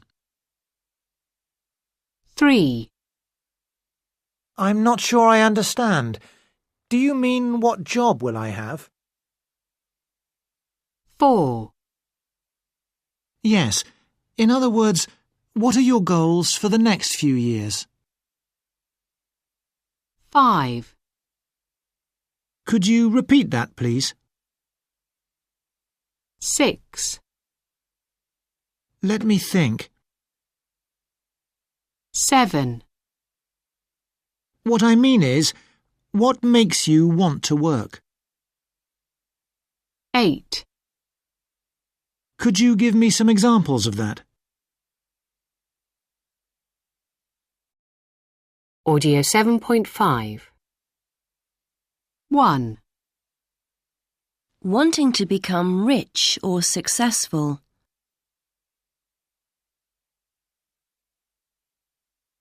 2. Not willing to let anything stop you from doing what you want to do.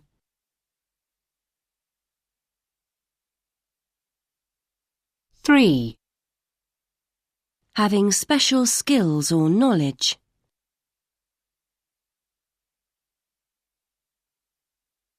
4. A lot of people have heard their name or know about them.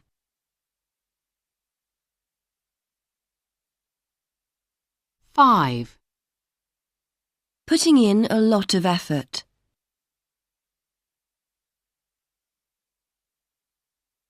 6. Very good at doing something.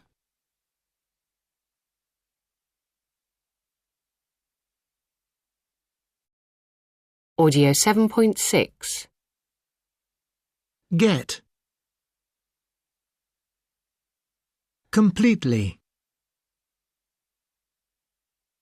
Take. Positions. Progress. Risks. Promoted. Different. Think. Make. Creatively. Hire.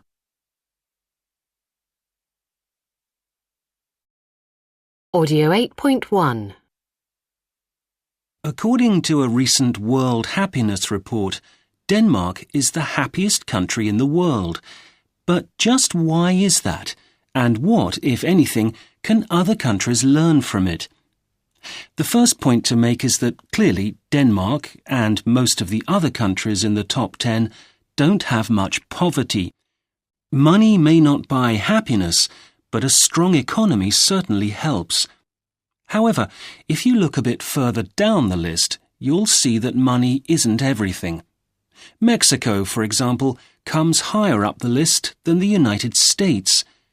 Money doesn't make you happy unless everyone has enough. Big differences between rich and poor tend to make people unhappier. Also, just because a country is rich, it doesn't mean that it looks after its people well. Many people in the United States, for example, don't have free health care. But if a country has quite high taxes, like Denmark, it can provide free health care to everyone. You may not believe that you'll be happier if you pay higher taxes, but as a country, you will. And Danish people have a healthy lifestyle too. They tend to eat a balanced diet and get plenty of physical exercise.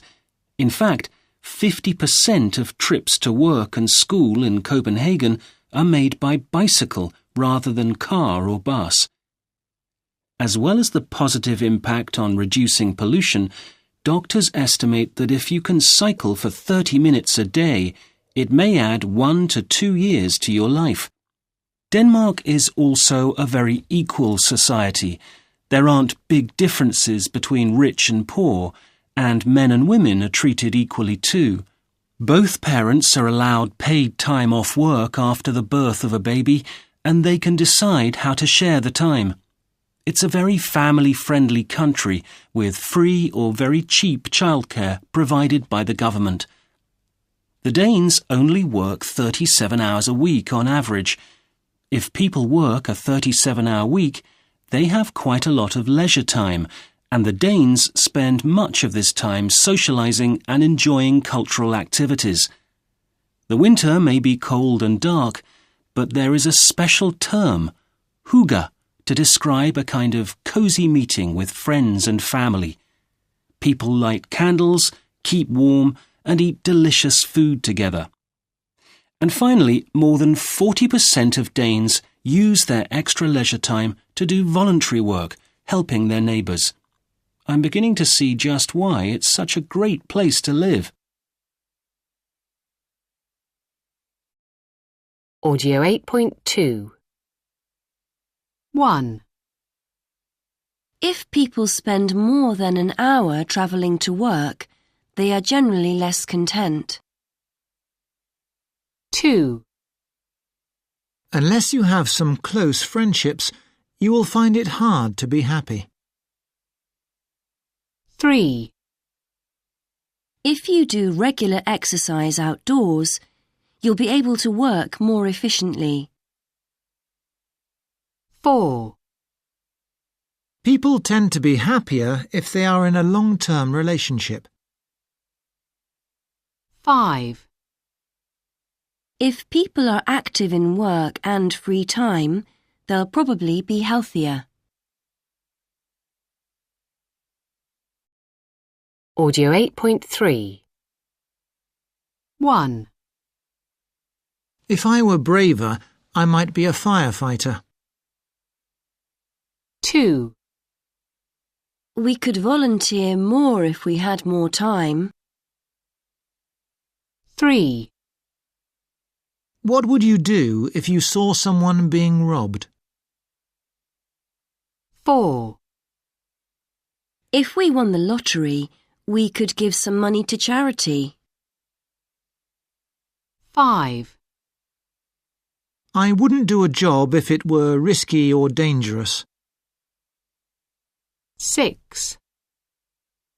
He'd be so embarrassed if he knew people were talking about his heroism. Audio 8.4 Changing sounds when we link words. Speaking at natural speed, we often change the last sound of a word to make it easier to say the words together. For example, when one word ends in sounds t or d, and the next word starts with sounds such as b, p, k, g, and m. Listening to natural speech, these changes can make groups of words more difficult to understand. For example, we write would move, but we say would move. We write that place, but we say that place. Audio 8.5 1. Red pram. 2. Could be. 3. White coffee. 4. Mild coffee. 5. Should go. 6. Coal metal. 7. Hot pepper. 8. Hot milk.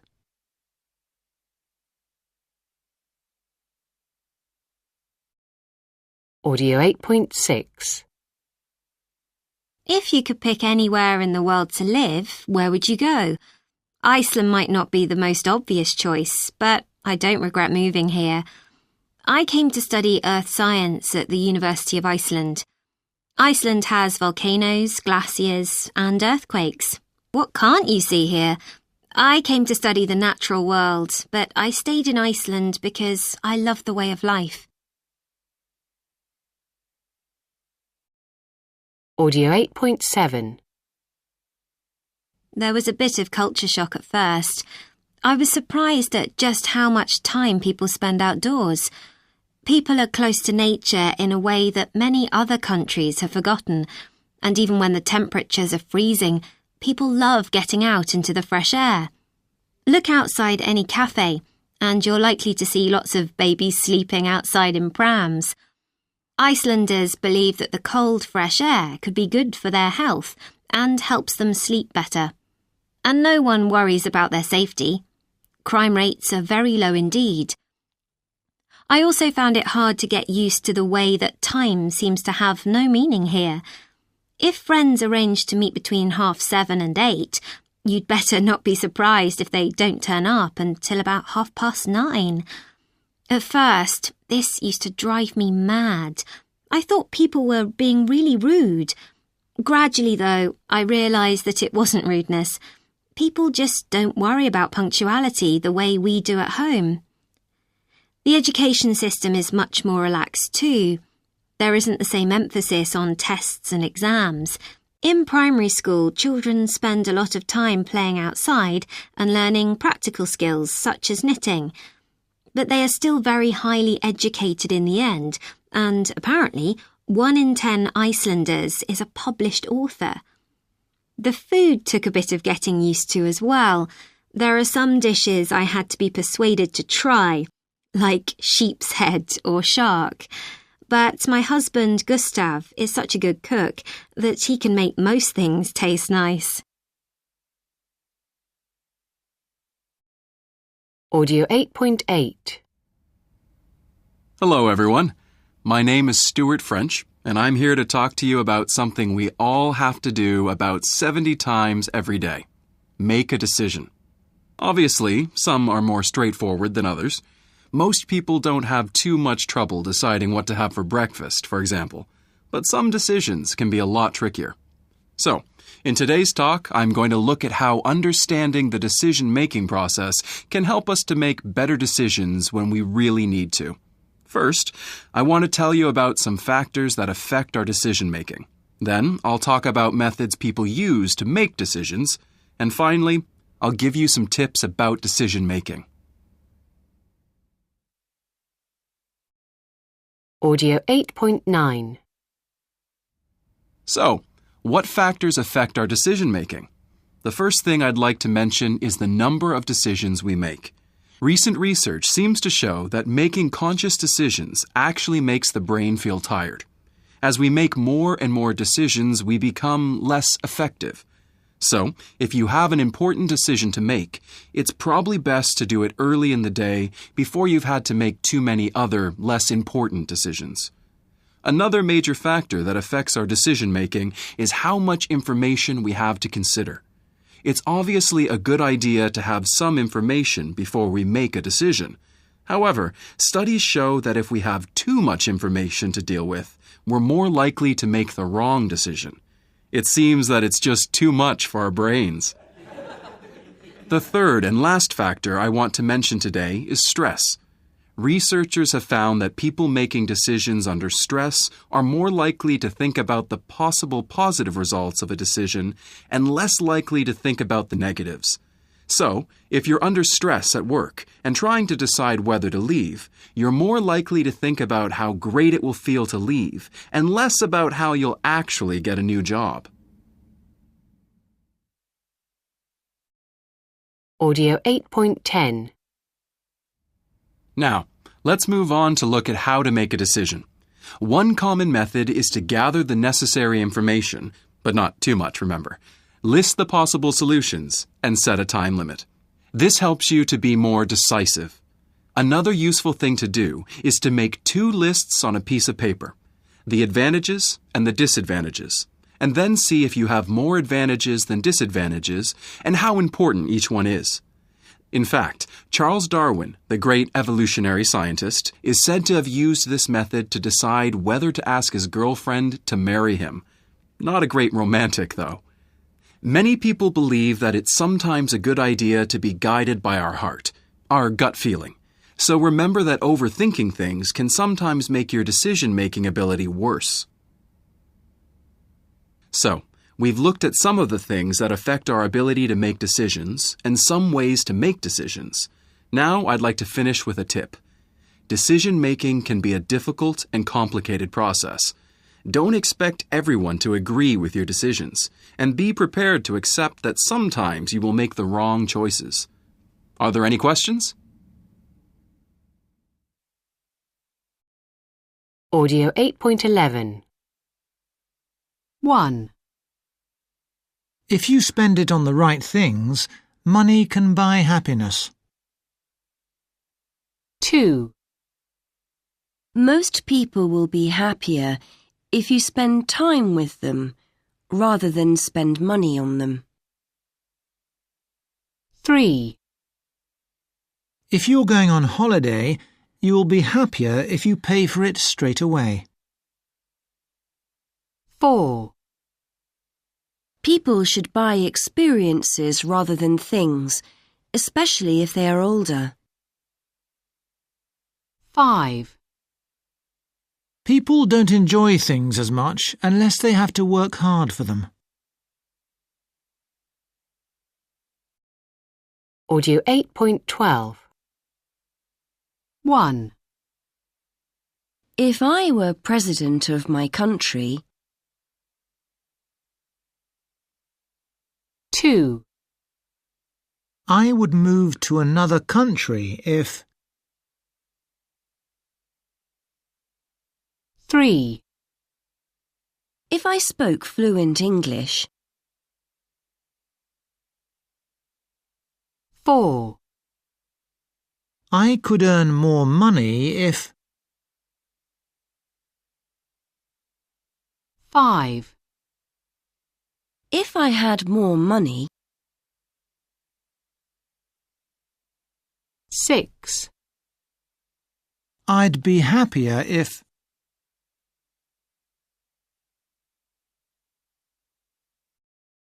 Audio 9.1. 1. He's got dark hair and a bit of stubble on his chin. He looks quite middle-aged and he's got a bit of a double chin. He's quite well built, possibly a bit overweight. Oh, and he's going bald, but he's got kind eyes. 2. I'd say he's in good shape. He's probably in his late 20s. He's got quite a square jaw and a big nose, but it looks good. He's got a bit of a beard and a mustache. His hair is shoulder length and dark brown. 3. I think she's quite slim. She's got short blonde hair with a bit of a fringe. Her hair might be dyed, actually. I'd say she was in her late 30s or early 40s. Audio 9.2. 1. The descriptions were more positive. 2. The descriptions were much more positive. 3. The descriptions were far more positive. 4. The descriptions were a bit more positive. 5. Their descriptions weren't as positive as their friends. Audio 9.3. 1. I love this painting because it's so detailed, and it really tells a story. The colors are quite soft, mainly white, brown, and a kind of bluey green. It's a landscape, and it must be either an old painting or a painting of a historical scene. In the bottom left-hand corner, there are some men with dogs. I think they might be going out to hunt. Ah, no, they can't be going out to hunt, because I can see they've caught something. Just to their left, there's a group of women doing something with a big fire. I'm not sure exactly what they're doing. They could be cooking something. It all looks very cold. There's lots of snow on the ground and on the mountains in the distance. The river must be frozen over because people are skating on it in the valley towards the right-hand side of the picture. 2. I think this painting is really beautiful. It's a portrait of a woman. She's wearing an old-fashioned long dress in a lovely bright shade of red with a purple scarf round it. There's the same red on her lips and on the side of the book she's got in front of her. She's drinking from a blue glass bowl. I have no idea why. It's really mysterious. It might be a picture of an old story or something. The woman is in the foreground of the picture, but the background is also really detailed. Behind her, there's a curved window. No, actually, it can't be a window. I think it must be a mirror. It's reflecting the sea and two old-fashioned sailing ships. I'd love to know what this picture is actually about. Audio 9.4. 1. In the top right-hand corner, there are some sharp, snowy mountain peaks. 2. In the foreground, there are 4 or 5 tall black trees with no leaves. 3. On the left, there are some houses. 4. In the bottom right-hand corner, someone is walking over a snowy bridge. 5. The people in the background look very small. Audio 9.5. Speaker 1. 1. The river must be frozen over because they're skating on it in the valley. 2. It can't be summer. It looks too cold. 3. The hunters must be coming back from the hunt because one has something on his back. 4. The painting could be a few hundred years old, I suppose. Speaker 2. 5. It might be a picture of an old story or something. 6. It can't be a modern painting. It looks too old-fashioned. 7. It must be a mirror. I can see the reflection of her face. Speaker 3. 8. The abstract painting must be very modern. I don't think it was painted a long time ago. 9. It could be older than you think. People started painting abstracts more than 100 years ago. 10. It can't be a painting of a mandrill. I can't see a mandrill in the painting at all. Audio 9.6. 1. The search for the missing climbers went on all night. 2. But in the end, they had to give up. 3. John took up birdwatching in his teens, and he's never got tired of it. 4. Dan takes after his father in looks, but his mother in character. 5. I'm really looking forward to the concert tomorrow. I haven't seen any live music for years. 6. Jill and I get on really well, even though we only see each other every 5 years. 7.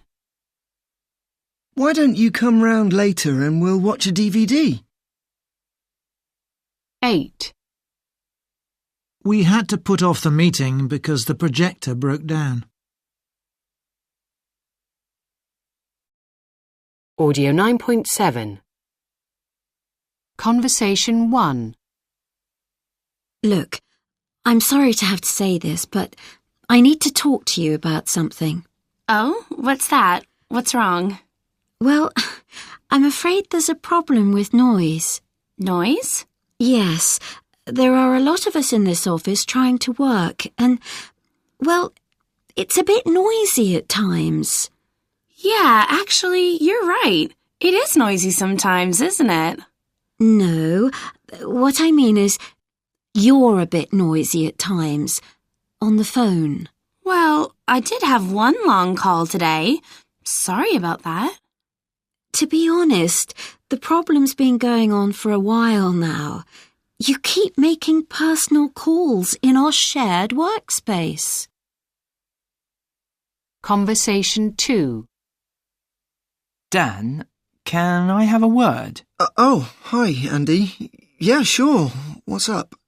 Well, sorry to bother you, but... Is everything okay? Well, actually, no. Not really. Look, it's a bit awkward, but I'm afraid there's something I'm not happy about. Oh, what's that? It's the office kitchen. Well, you don't ever seem to wash up your stuff. You just leave your coffee cups for someone else to do, and you leave food out on the counter. Oh. Look, Dan, to be honest, we're all getting a bit fed up with it. Audio 9.8. Conversation 1 continued. Do you think you could take your personal calls outside the office? Yes, of course. I'll make sure I get up and go out in future so people can't hear me. Well, actually, would you mind taking the calls in your own time rather than when we're working? Maybe in your lunchtime? Sometimes you're too busy on the phone when one of us needs to speak to you. Yes, of course I can do that. And listen, I'd really like to apologize for being so annoying. I didn't realize it was that bad. Conversation 2 continued. Oh, Andy, I'm sorry about that. I just didn't think. It's okay. It's just that it's a bit annoying at times, especially when everyone else manages to do it. Look, I know it might not seem such a big deal, but it would really help if you could just clear up your stuff. You know, wash your mugs, put things away in the fridge. Yeah, of course. I'm sorry. I'll make sure I do that next time. I mean, every time. Audio 9.9. 1. I'm sorry to have to say this, but I need to talk to you about something. 2.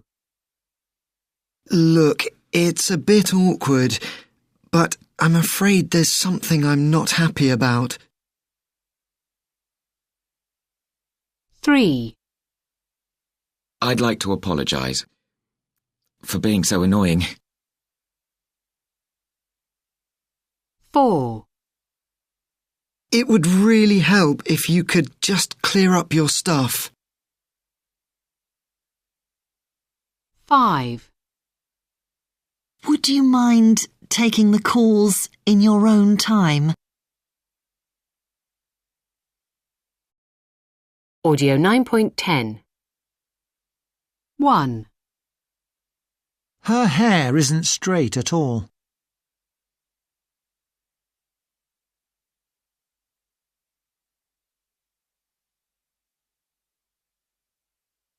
2. He has been trying to grow a beard for a month.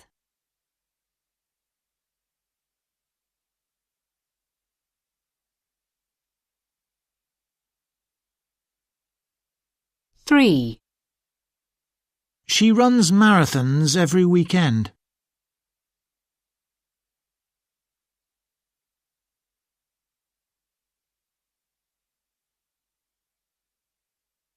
4. He doesn't like beards or moustaches.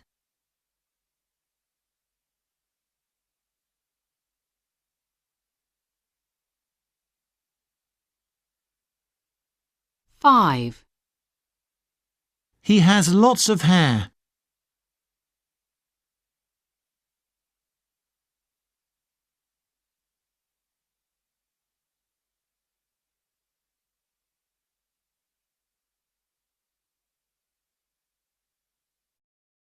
Audio 9.11. I think I'm more like my father than my mother. He's the kind of person who always looks forward to the future, and so am I. My mother always thinks about what might go wrong. Recently, my father took up cycling and wanted to teach her how to ride, but she kept making excuses and putting it off. In the end, he gave up trying to persuade her. Audio 9.12. Sorry to bother you, but I've got a bit of a problem with this tablet. Oh, I'm sorry to hear that. What seems to be the problem? I only bought it a few weeks ago, but it keeps turning itself off. Do you have the receipt? No, I don't actually.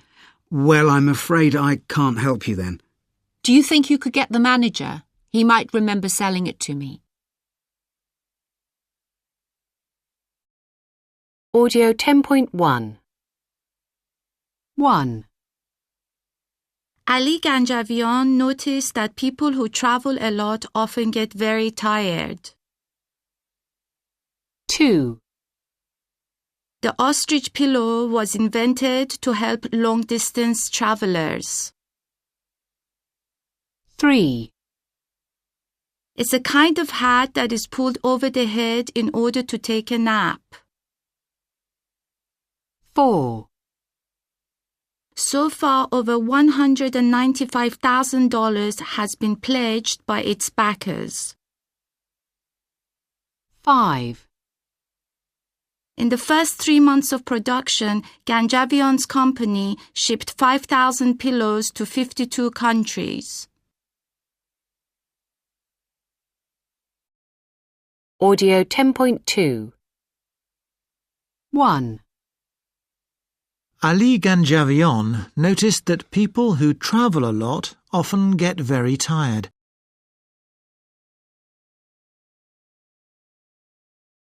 2. The ostrich pillow was invented to help long-distance travellers.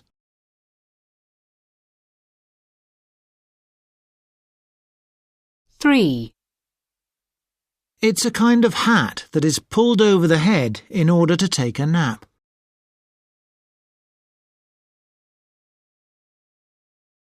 4.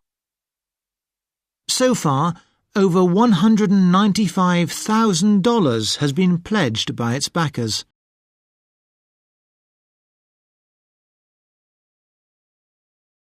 5. In the first 3 months of production, Ganjavian's company shipped 5,000 pillows to 52 countries.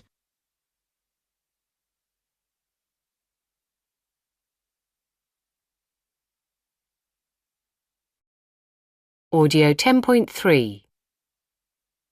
As figures show that more and more children are overweight, the government has announced that highly competitive sports days and tournaments are to be reintroduced at schools.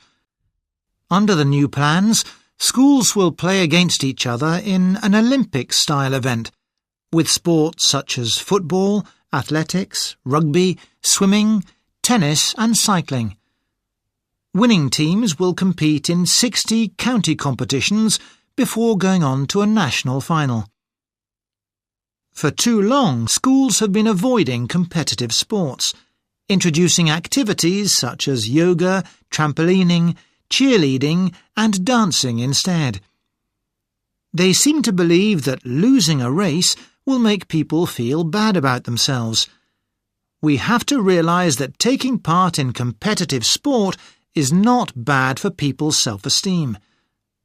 Whether you win or lose, competitive sport teaches people to work together in a team and to try hard to be the best that they can be. These are skills which are just as important in the workplace as they are in school. It is also hoped that the new plans will help Britain to break more records in future Olympic Games. Audio 10.4 1. It's just unrealistic for children to be told that everyone can win. Life is competitive. If you lose a race, then you should just try harder. That's what I learned when I was at school. 2. I don't think more competition is the answer. Sport at school isn't about teaching children how to be competitive. It's about encouraging them to exercise. 3. There are plenty of children who don't do well academically, who are brilliant at sports. Why shouldn't they be allowed to play against each other and prove how well they can do?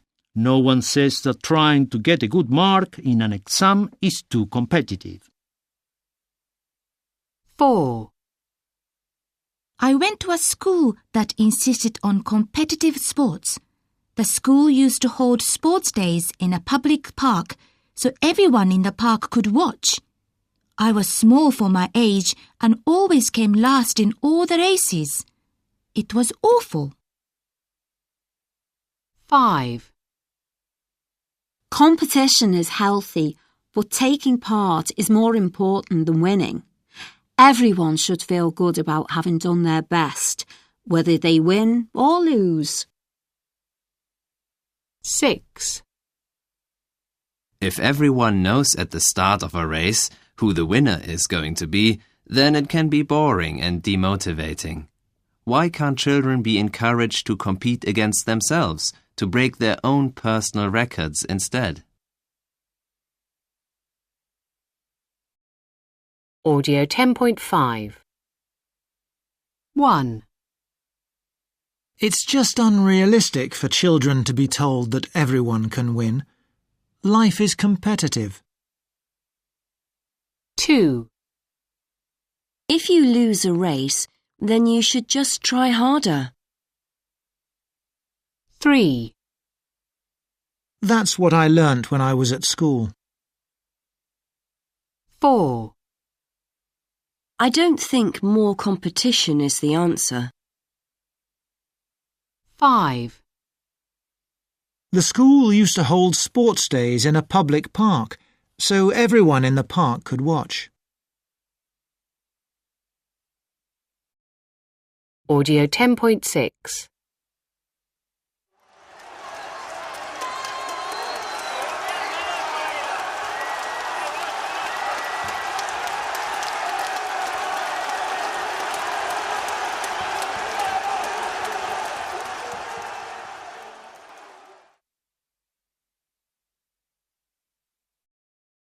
Audio 10.7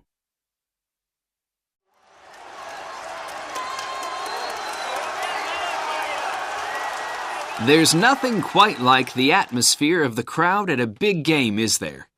Well, actually, a South Korean baseball team, the Hanwha Eagles, think they can create something like the atmosphere of the crowd by using robots instead of real-life fans.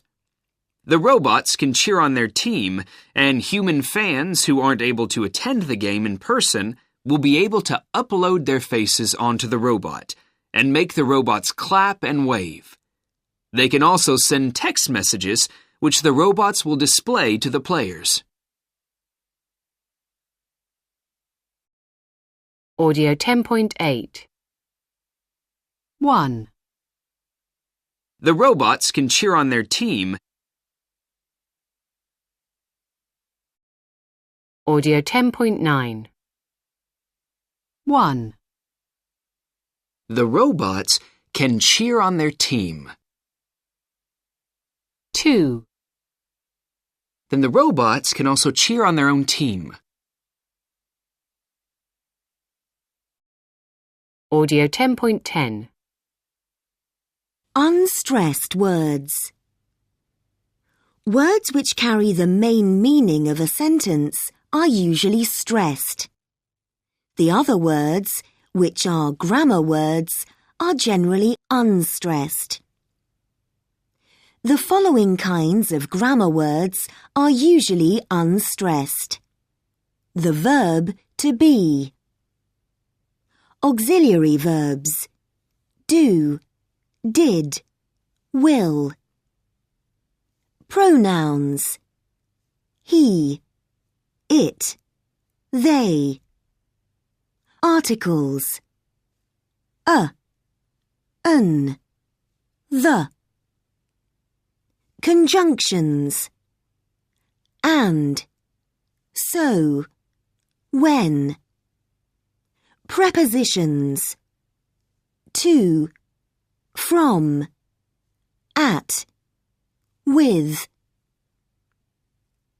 There may be 2 or 3 unstressed words between 2 stressed words. However, the length of time between the 2 stressed words remains about the same, no matter how many unstressed words there are between the 2 stressed words. This can make it harder to hear the unstressed words. Audio 10.11. 1. The atmosphere at the match was amazing.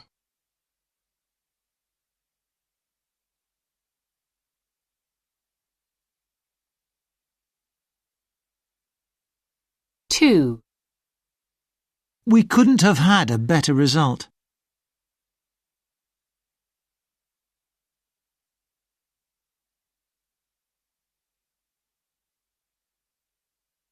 3. I was able to sit right at the front.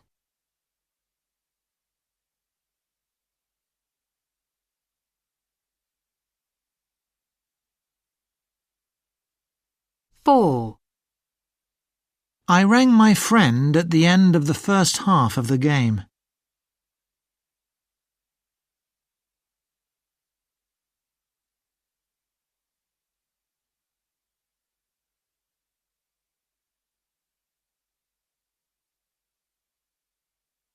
5. She couldn't come, but she was happy to hear the score.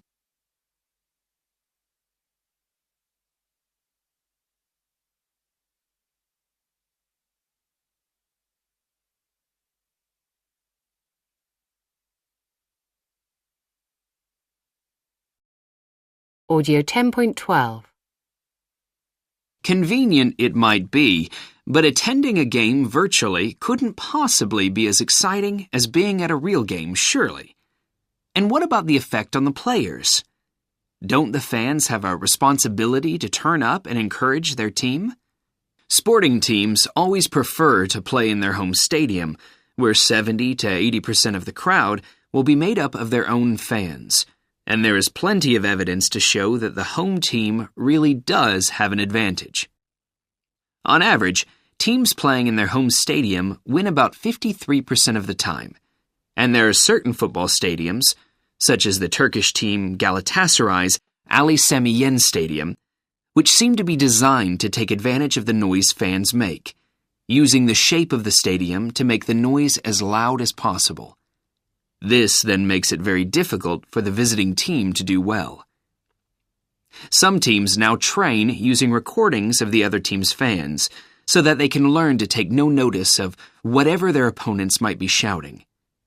However, there is some evidence to suggest that the biggest impact of the crowd is not on the players but on the referees, or match officials, who have to take decisions about whether to allow goals and so on.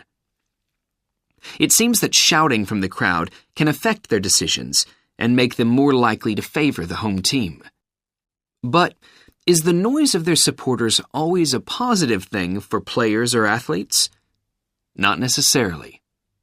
In general, crowds seem to improve performance for team sports and sports that involve strength or the ability to keep going, such as running or cycling. However, sports which require a lot of concentration don't benefit from the excitement caused by the screaming crowd. These kinds of athletes need calm and quiet to do well, and noise from the crowd might cause them to take unnecessary risks and make a mistake. Audio 10.13. 1, Don't the fans have a responsibility to turn up and encourage their team? 2, The home team really does have an advantage. 3, There are certain football stadiums which seem to be designed to take advantage of the noise fans make. 4, They can learn to take no notice of whatever the other team's fans might be shouting. 5, Referees, or match officials, who have to take decisions about whether to allow goals and so on. 6, Noise from the crowd might cause them to take unnecessary risks and make a mistake. Audio 10.14. Helsinki, Lisbon, Istanbul, Bologna, Liverpool, Riga, Santiago de Compostela. What do they all have in common? They're all in Europe, of course, but they're also all past winners of the title of European Capital of Culture. Since 1985, when Athens was first given the title, a different city has been chosen each year to organise a series of cultural events. As well as the honour of being chosen, the winning cities have often been able to attract more visitors and improve their image, so competition is fierce. Audio 10.15.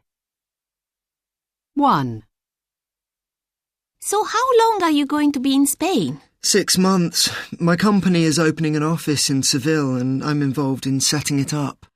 I loved living in Spain. You're so lucky to be going there. Yes, but I hope I don't get lonely being so far from home. Well, there's one thing you could do to meet people.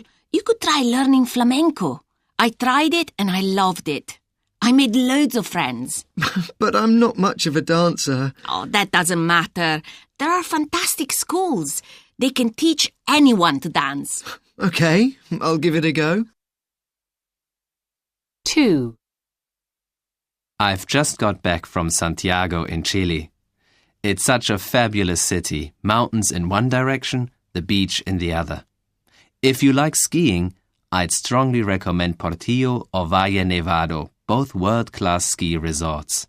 In the city itself, one of the most interesting things to do is to go to La Chascona, one of the houses of the famous Chilean poet Pablo Neruda. It's fascinating. 3, Didn't you used to live in Prague? Yes, why? Are you thinking of going there? We've just booked a weekend there. Is there anything we shouldn't miss while we're there? Well, you just have to go to the Charles Bridge and up to the castle, especially at night. It's very romantic. The area near the castle has lots of restaurants and bars where you eat traditional Czech food and, of course, drink some of our famous beer. 4, Okay, I arrive in Kyoto on Thursday. Where would you recommend I stay? Well, have you thought of trying a traditional Japanese inn? It's called a ryokan. I stayed in one last year and it was a great experience. They're the last word in luxury and relaxation. You can enjoy traditional Japanese foods and baths, just everything you could ever want. That sounds fabulous. I'll definitely try it. Audio 10.16. 1, You could try learning flamenco. 2, OK, I'll give it a go. 3, If you like skiing, I'd strongly recommend Portillo or Valle Nevado, both world-class ski resorts. 4, Is there anything we shouldn't miss? 5. Where would you recommend I stay? 6. Well, have you thought of trying a traditional Japanese inn? 7. They're the last word in luxury and relaxation.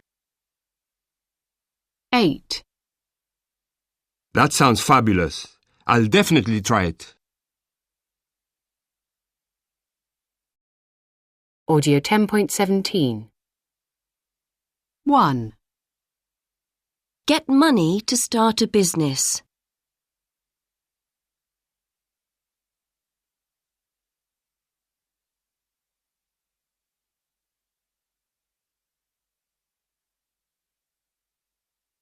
2.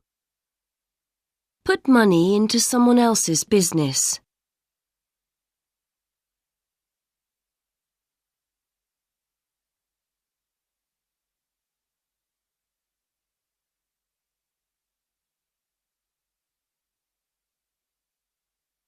3. Discover that you don't have very much money.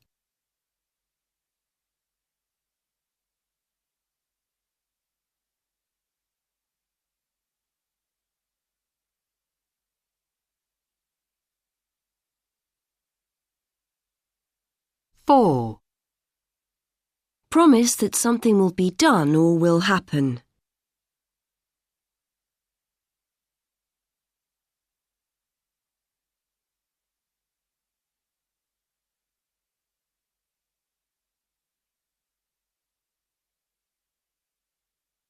5.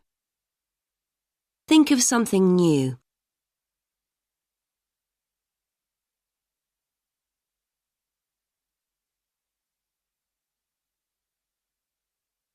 6. Make money from a business.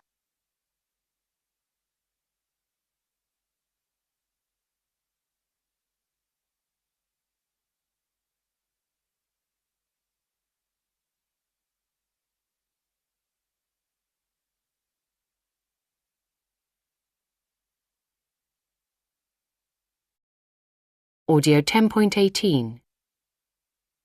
I'd really like to get a bit fitter. What sport or activity would you recommend? I strongly recommend running. You'll get fit very fast. That's a good idea, but I have some problems with my knees. Could you recommend something a bit gentler? Have you thought of swimming? It's really good for you. Thank you, that's a good idea. I'll give it a go. Audio 11.1. And now, let's move on to a new film which has just been announced about the life and crimes of Colton Harris Moore, known as the Barefoot Bandit. Apparently, the money Colton makes from the film will be going straight to his victims. But can it be right to make films which celebrate someone's crimes in this way? Susie, will you be going to see the film? Yes, definitely. I think it's a fascinating story. Why do you think people are so interested in his story? Didn't he get a lot of fans on Facebook as well? Yes, he did. I think the biggest thing with Colton is that the story was just so entertaining. Everyone wanted to know what would happen next, and lots of people just loved the idea of him teaching himself to fly. Who wouldn't want to do that? Me, for one. But seriously, he wasn't really someone to be admired, was he? I mean, if he had crashed the plane in a town, he would probably have killed someone. But there are examples of criminals who actually did some good. I can understand those more. Take Ned Kelly, for instance. I've heard of him, but I'm not sure what he did. He was an outlaw in Australia in the 1800s. His trouble started when a police officer was shot in Ned's house. Ned was arrested for murder, but he claimed he hadn't done it and escaped with his brother and 2 friends. The 4 of them then went around robbing banks, but they were kind to the people who actually worked in the banks and shared the money with other people. Ned claimed that he was being unfairly treated because his family was Irish. When he was finally arrested, thousands of people protested outside the prison. That reminds me of someone else I heard about, a Hungarian called Attila Ambrus. He robbed banks as well, back in the early 1990s. No one was ever hurt, and he treated the people working at the bank very politely. He even gave the women working there flowers. He became popular because many people felt that the banks deserved it, though I don't think he ever gave any of the money away. When he was arrested, he escaped from prison by tying his bedsheets together. It's a great story, and there's been a film made about him since. Really? People do seem to love this kind of story, don't they? Audio 11.2. 1. I accidentally posted a video of myself and some friends at a party, and my boss saw it. I didn't mean to post it. I was uploading a different video and accidentally clicked on this video too. It was really embarrassing, and now my boss thinks I'm really unprofessional.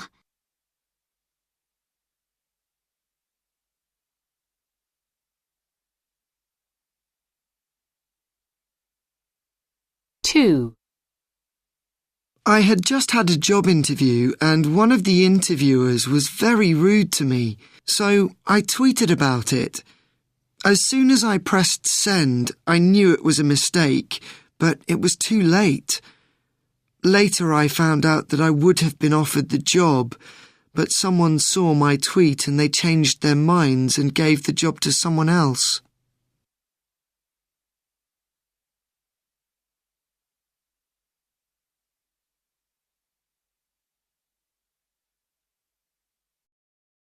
Audio 11.3. 1. She should have been more careful when she posted the video.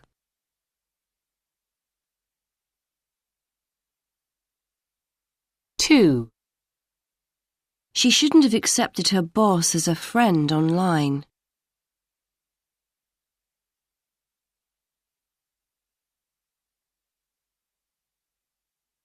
3. She shouldn't have behaved badly at the party.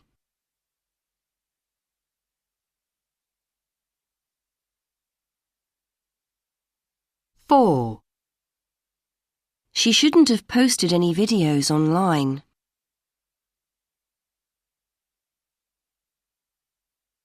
5. He should have thought before pressing send.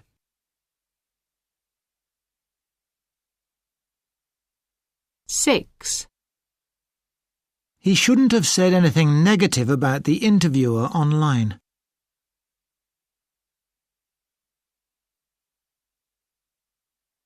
7. He should have waited until he was offered the job.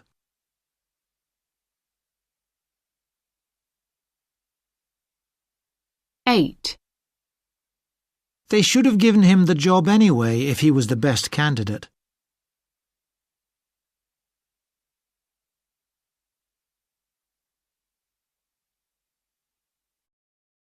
11.4. She should have been more careful.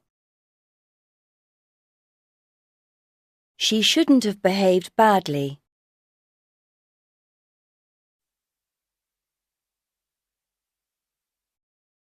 Audio 11.5. 1. I really wanted to go to a big football game, but I was supposed to be working. So I told my boss I was ill. The game was brilliant, but unfortunately I got so excited I started tweeting about it, and my boss saw the tweets. So she knew I wasn't at home sick. I ended up losing my job. 2. It really wasn't my fault. I was looking after my parents' house while they were away and I decided to have a party. It was only going to be a few friends, but one of my friends decided to write about it on Facebook. He didn't realize it, But that meant that 500 people knew about the party and about 150 people turned up. It was a great party, but the house was a terrible mess afterwards. Audio 11.6. Conversation 1. Something horrible has happened at work. Oh no. What? I had to finish a report for Tuesday morning, and by Monday afternoon I hadn't even started it. I decided to borrow a laptop from the office so I could write it at home and bring it in on Tuesday morning. Okay, so? The thing is, it's against the rules. Our manager says we must get permission before we do that. Right. So I took the laptop home and was writing the report at home. But then, during the night, I got really sick. You were probably feeling guilty. Maybe. Anyway, I couldn't go into work on the Tuesday after all because I was sick. And they discovered the laptop was missing. And they realized it was you. No, worse than that actually. They called in the police. Why don't you just phone in and tell them it was you? Because then they'll realize I was going to be late with the report. Conversation 2. Where were you last night? I had to help Professor Dudley with his new research project. Again? That's all you do at the moment. I know. I wish I'd never offered to help him. So why did you? I thought it would get me a better grade in my exams, but I have to work day and night for him, for free, and I don't think he even knows my name. I'm just a slave. Ha! Serves you right. Audio 11.7. Hearing modal verbs. Modal verbs such as must, may and could are very important for the meaning of a sentence, but they are often difficult to hear. We sometimes form the past using a different verb. For example, we must get permission. I had to help. When you are listening, use the context to decide if the speaker used a modal verb and which one suits the context best. Audio 11.8.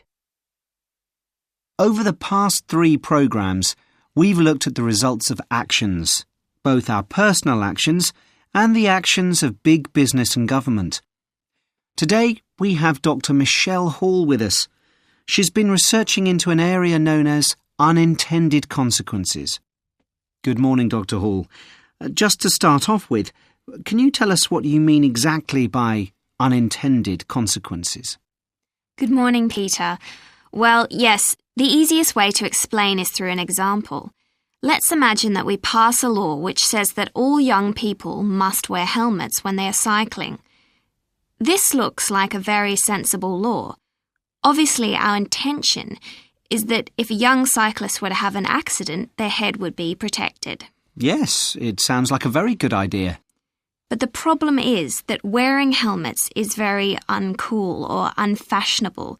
So young people might say, I don't want to wear a helmet. And so? So they'll stop cycling and go everywhere by car. This means they may take less exercise, and then they could put on weight, and later in life that might bring health problems. And that all means that the unintended result is as bad as the original problem. Audio 11.9. Okay, so when do we have to move? By the end of the month. I think the last day is the 28th. I've been checking all the estate agents' sites on the internet, and there seem to be quite a few apartments that would suit us.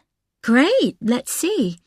It would be a good idea for us to decide what we have to have. Well, to start off, a bedroom each and a nice living room. I'd like the apartment to have a balcony. Let's leave extras like that for now and concentrate on the essentials. Don't you think a balcony is essential? What will we do in the summer when it's hot? Well, Another option would be to go for a ground floor apartment or a building with a shared garden. Okay, we can see what's available. Could we move on to thinking about where we want to live? Near the centre. That would be good for you at the university and for our office. Okay, now for the difficult question. How much rent can we afford to pay? Could we all go up by €100 a month? We get somewhere really nice for that. I suppose so. So, we're looking for a 3-bedroom apartment near the city centre with a balcony or garden. Audio 11.10. 1. Let's leave extras like that for now. 2. Don't you think a balcony is essential? 3. Another option would be to go for a ground floor apartment. 4. So, we're looking for a 3-bedroom apartment. Audio 11.11. 1. In the square, I saw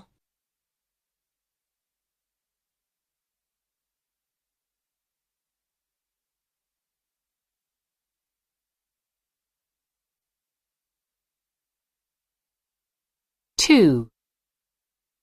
the light was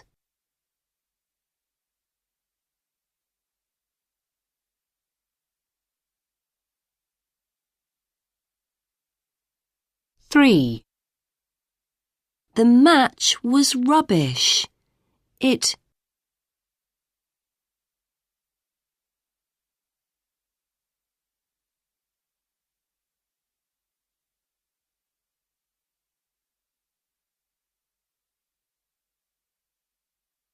4. Please can you give me the key? I need it to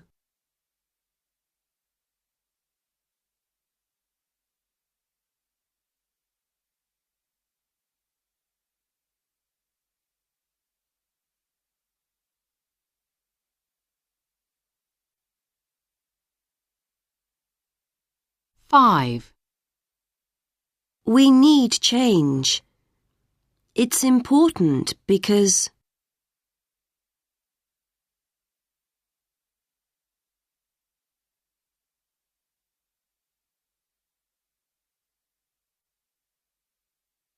6.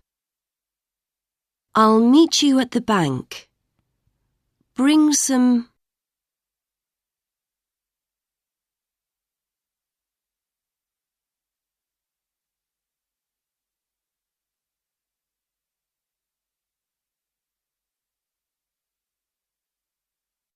Audio 11.12.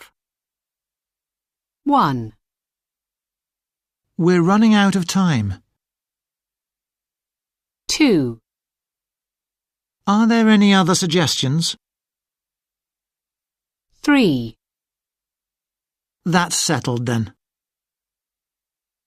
4. Let's leave that for now. 5. You must admit that's true. 6. That would be another option. 7. I'm convinced that... 8. So what we're saying is... Audio 12.1. 1. The best ad I've seen had a serious point, but it was actually really amusing. There were 3 guys sitting outside, somewhere in Australia. There was a house behind them, and the light was on. One of them asked another one to go and turn the light off because it was Earth Hour. You know, every year it's 1 hour when everyone around the world is supposed to turn off their lights to save energy and make people think about using less electricity. Anyway, the man couldn't be bothered to turn the light off. He said it was just one light and it wouldn't make any difference. Then, suddenly, he saw a huge cloud of moths coming towards them. Maybe every moth in Australia was heading for their light because all the others had been switched off. I really think that the most effective adverts are those that make people laugh. 2. I saw an amazing ad to raise our awareness of the problems homeless people have. It said that the weather was one of the biggest problems homeless people have, and that during the previous winter many of them had died. However, because they were homeless, no one really noticed them. So, in Germany, Switzerland, Russia, and a few other countries, they asked homeless people to present the weather forecast on TV. This helped people watching to see them as real people, just like them, and lots of them were offered help and jobs. They are now hoping more countries will do it next year. 3. I really liked a public service ad called The Impossible Texting and Driving Test. It was really clever. It was made in Belgium, and the point was to persuade people not to send texts on their mobile phones while driving. Of course, no one likes being told not to do something. Well, I don't anyway. So they decided the best way to convince people that it's a stupid idea was to show what happens when you actually force people to text and drive. So the ad shows real people learning to drive at a driving school in Brussels. The instructor told them that a new law had been passed and that they now had to prove they could use a mobile phone while driving. Of course, no one could do it, and there were lots of silly little accidents. Audio 12.2. 1. The best ad I've seen had a serious point. 2. Earth Hour is about saving energy. 3. I saw an amazing ad. 4. Lots of them were offered help. 5. The instructor told them that a new law had been passed. 6. There were lots of silly little accidents. Audio 12.3. So, Tanya, you've been reading our book of the week, How to Persuade and Influence People. Did you enjoy it? Yes, actually. I thought it might be useful, but I didn't really expect to enjoy reading it. But it was really quite entertaining. There are a lot of personal stories by the author, and some of them are quite funny. Can you give an example? Well, the author probably tells the stories better, but there's one where a bird attacked the audience at a presentation. Really? Yes, the author had thought it would be a good idea to have a real owl in his presentation, but it escaped. Amazingly, he still got the job. So, what did you actually learn from reading the book? Well, there were some very useful tips for remembering people's names. He says that's important in getting people to trust you so that you can then influence them. Oh, I'm not very good at remembering names. What were the tips? To believe that you could do it, to listen carefully when the person first says their name, to use their name in the conversation, to look at their face and associate it with the name, and to write down their name and everything you can remember about them afterwards. That sounds sensible. Have you got better at remembering names since you read the book? Actually, I think I have. A bit, at least. It probably takes practice. And what does the book say about persuading people? Well, there's a lot of information. You'll have to read it, really. But probably the most important thing is to really listen to people and to ask questions to find out what's really important to them, what matters to them. When they see that you understand them, you'll be better able to influence or persuade them. I guess that makes sense too. So, most important question, are you better at persuading people now? I'm not sure. Ask me again in a few months. I certainly will. Audio 12.4. 1. Well, the interesting thing is that soft power is now all about business. Countries no longer depend on force or politics to increase their influence abroad. I mean, when the distinguished American political scientist Joseph Nye used the word soft power, he was referring to foreign policy. But now soft power is used in business too. The idea is that to succeed in business, you need to influence people, so nothing new there, but the best way to do that is through communication and soft skills. You need to respond to your employees and show that you believe in them. Then they will work hard for you and make your business successful. 2. One thing that's really changed in business is the way we persuade people through communication skills and not force. We're not afraid of being more open in the workplace anymore. Of course, we have women to thank for a lot of these changes. Women are starting more businesses than ever, so female influence is increasing. Poor leadership and communication lead to employees becoming dissatisfied with their boss and maybe even leaving. That's a disaster because we depend on our employees to make our business a success. 3.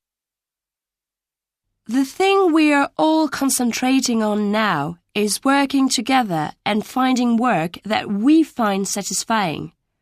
We want to work in a group and deal with problems effectively, not spend our time blaming other people for the problems or feeling jealous of other people's success. I think a lot of young people have stopped worrying about how they are going to get a promotion. They just want to be good at something and to feel they're working for a company that values them as a person. Audio 12.5. 1. We're not worried about showing our emotions in public.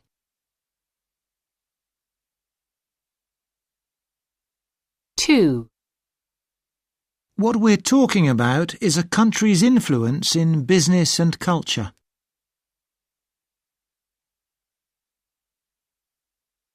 3.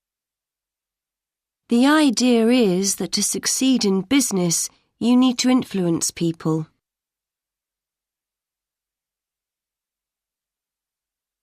4. We're becoming more interested in how other people see us.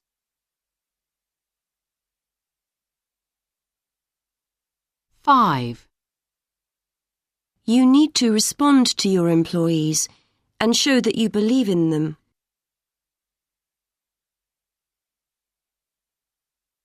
6. Joseph Nye was referring to foreign policy.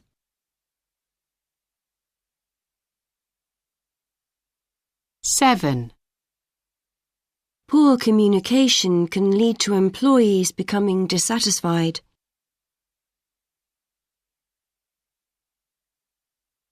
8. Managers need to listen to their staff.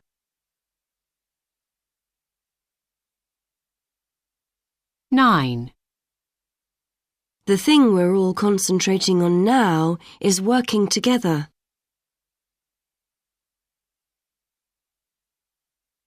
10. They just want to feel they're working for a company that values them as a person.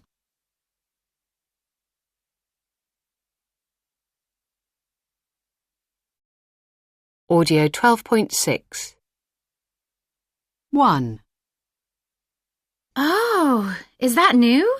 Very fancy. Yes. Well, I decided to treat myself. My old one wasn't working properly. It has a really good camera, 12 megapixels. That'll be really useful for my holiday. I was just going to say that. You won't need to take your camera with you now. And the internet is really good on it as well, so I don't think I'll need my computer as much as before. I'm not sure about that. Don't you think the screen's a bit too small to read? You might be right. Maybe I'll still use the computer for work. It really does look good though, doesn't it? Hey, maybe I can persuade you to get one as well. 2. So how did you get home from the party last night? In the end, I got a lift with Andre.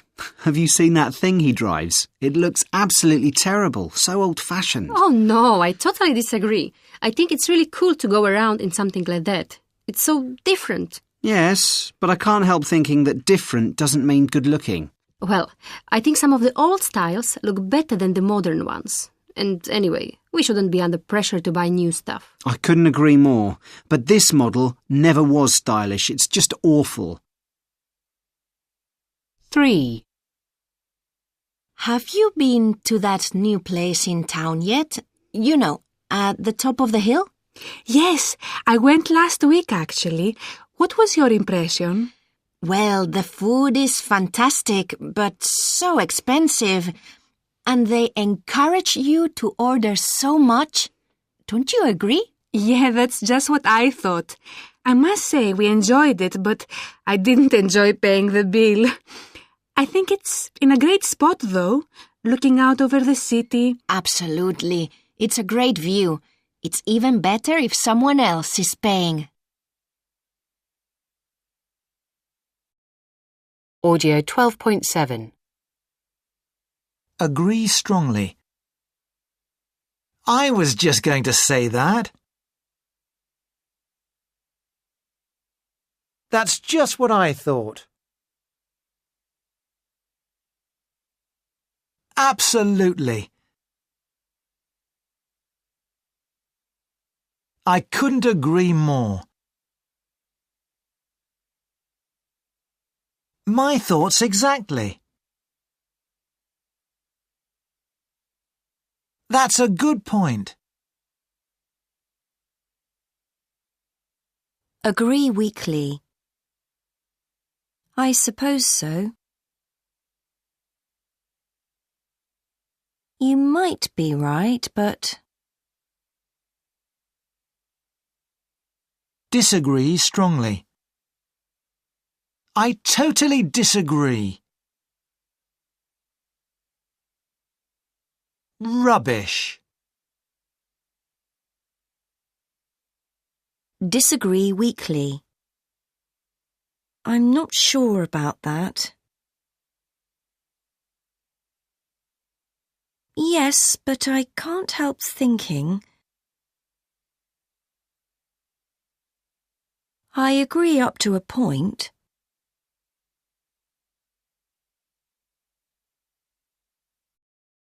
Audio 12.8. 1. It really makes me want to try the product.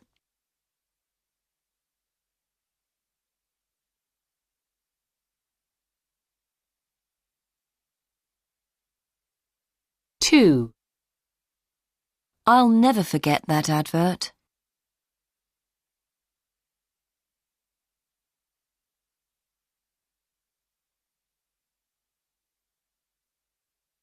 3. I didn't really understand what it was trying to say.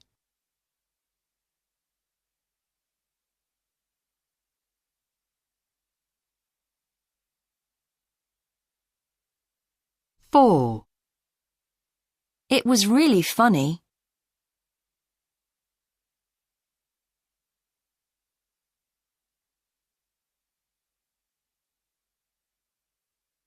5. I've never seen anything so horrible. Yuck!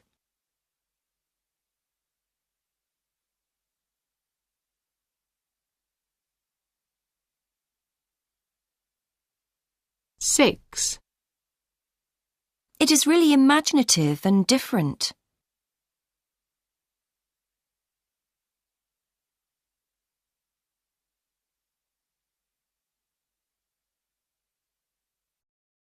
12.9.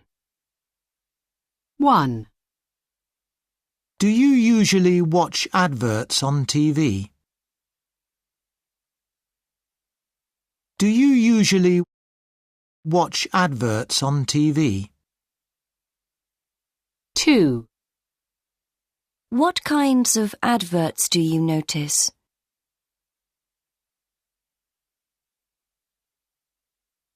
What kinds of adverts do you notice?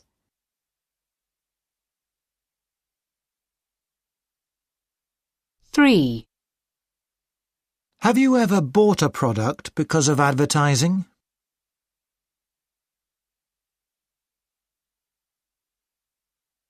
Have you ever bought a product because of advertising?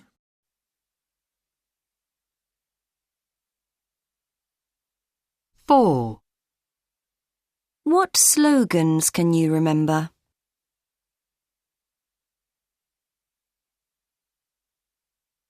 What slogans can you remember?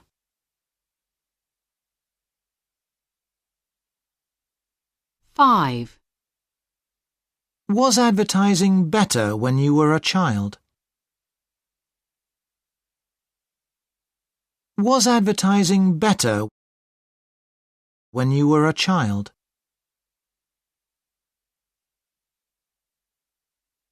6. What do you think about advertising to children? What do you think about advertising to children?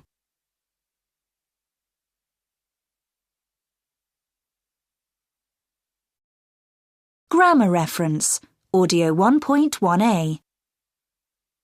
1. Everyone needs friends. Real friends are important. 2.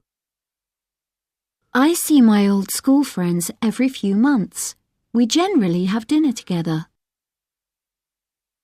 3. He doesn't like all his Facebook friends. 4. Do you talk to all your friends regularly? Grammar reference, Audio 1.1b. 1. Please be quiet, I'm watching TV. 2. We're learning about the history of music at school. 3. The Earth's temperature is increasing. Grammar reference, Audio 1.1c. 1. I've lived here all my life. 2. Have you ever been to Brazil? 3. Is Marco here? No, he's already left. Grammar reference, Audio 1.2. 1. I think it's a great idea. 2. Do you want some coffee? 3. Who does this bag belong to? 4. The soup tastes delicious. Grammar reference, Audio 2.1. 1. I arrived at midnight. 2. He didn't realize how dangerous it was. 3. Did they arrive in time to save him?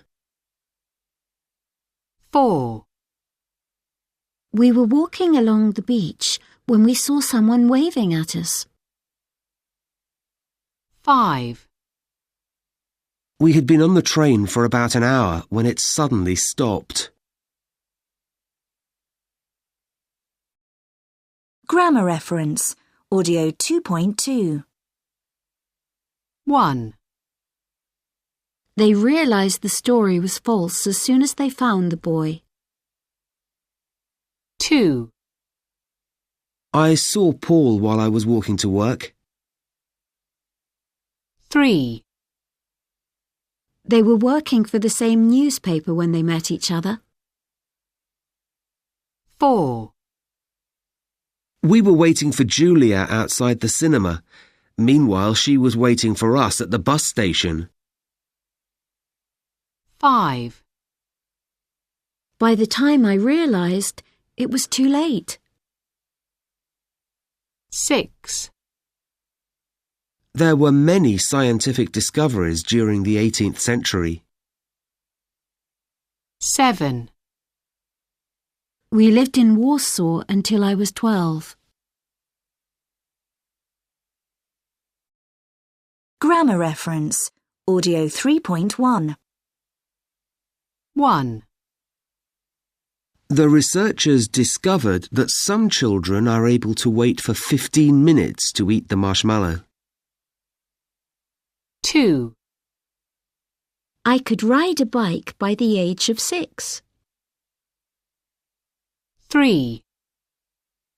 She was able to speak French in the restaurant because she'd studied it for years at school. 4. We weren't able to get tickets for the concert. They'd sold out. 5. Will you be able to finish the report on time? 6. They didn't succeed in winning the prize. 7. I'm sure you'll manage to resist the temptation. Grammar reference, audio 3.2a. 1. Raoul is unhappy because he has to work very long hours. 2.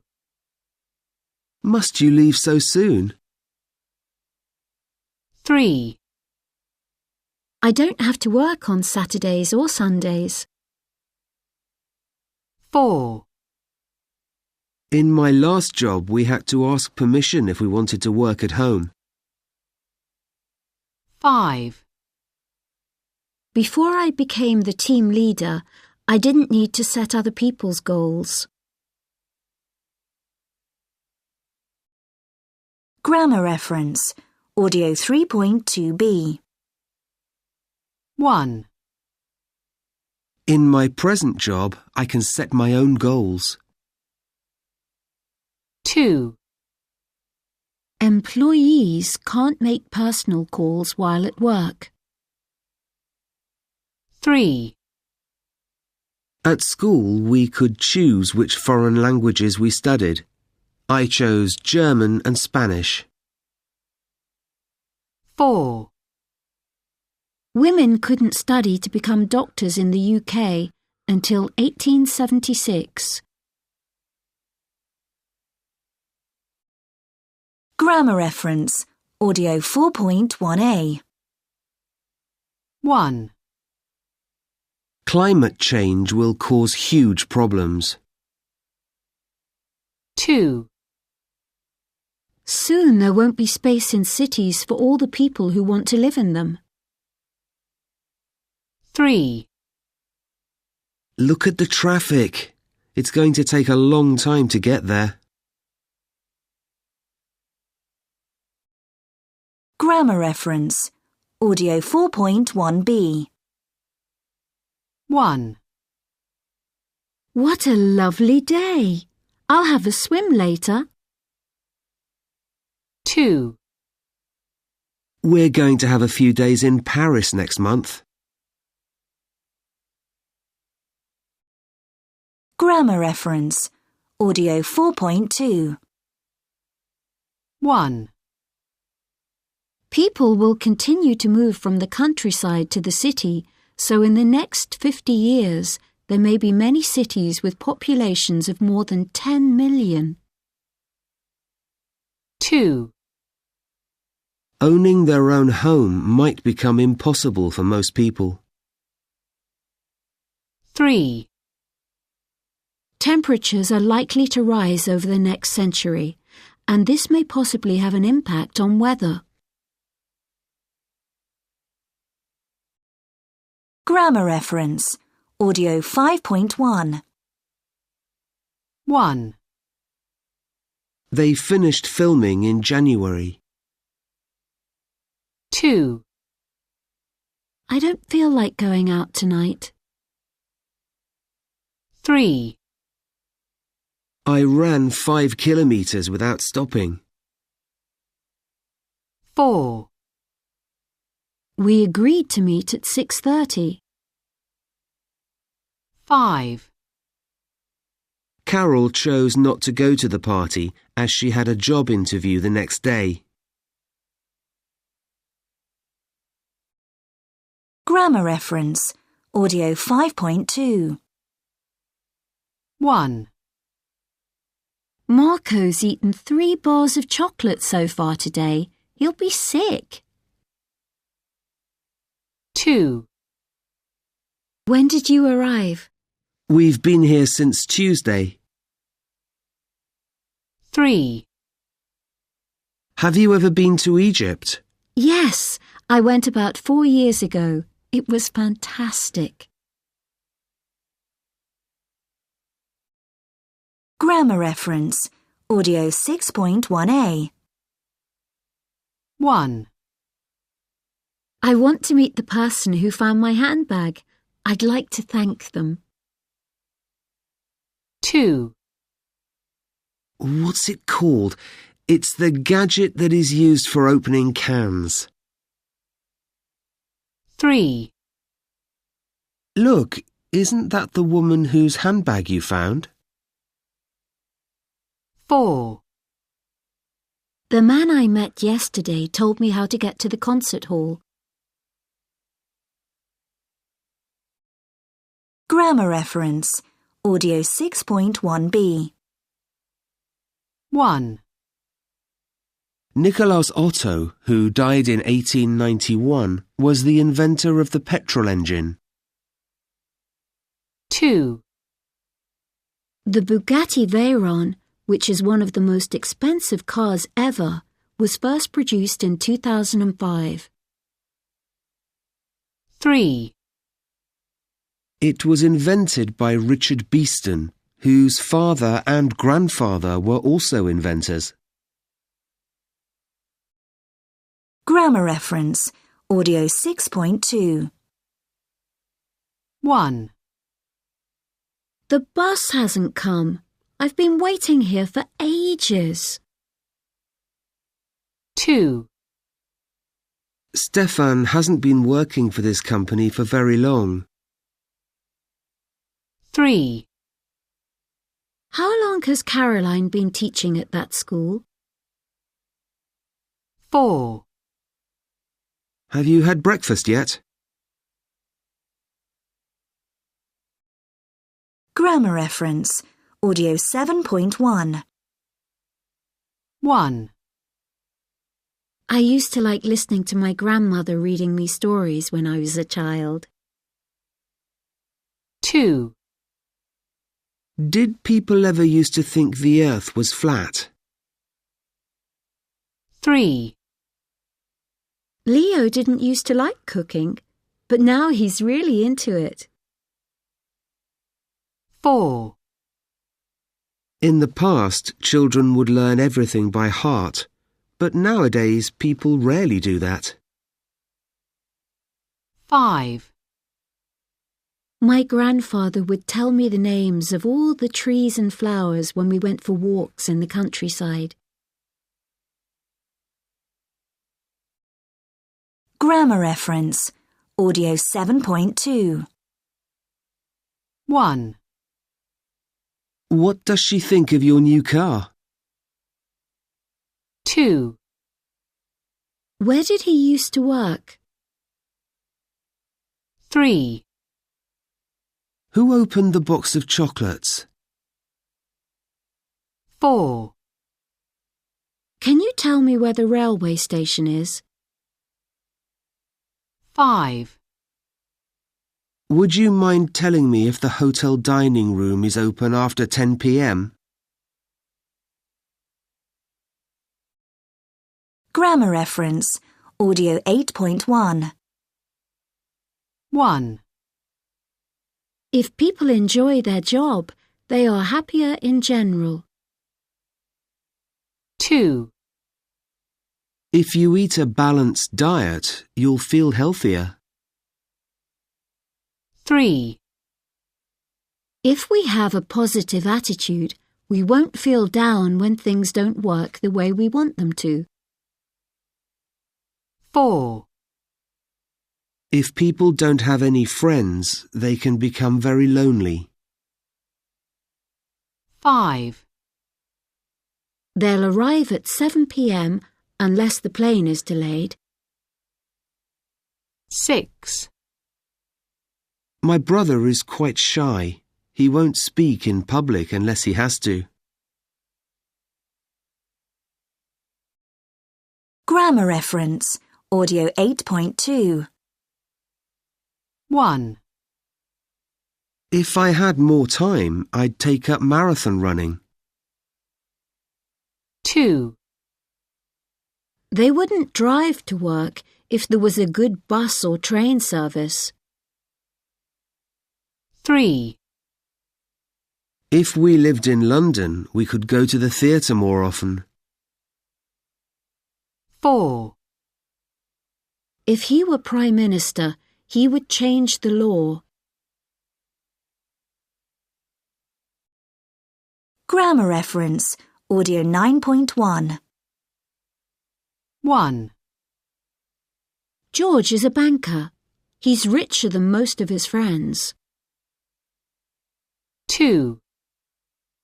Living in London is more expensive than living in Birmingham. 3. Some people think that watching golf is less exciting than watching football. 4. It's the best meal I've ever had. The pyramids in Egypt are some of the oldest buildings in the world. Grammar reference, audio 9.2. 1. The lights are on. Someone must be at home. 2. He can't be English. Listen to his accent. I think he's South African. 3. It's very cold. It might snow soon.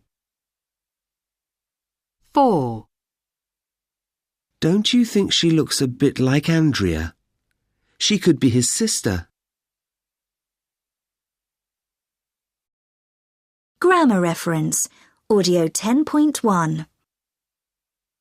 1. Jaguars are found in South America, not Africa. 2.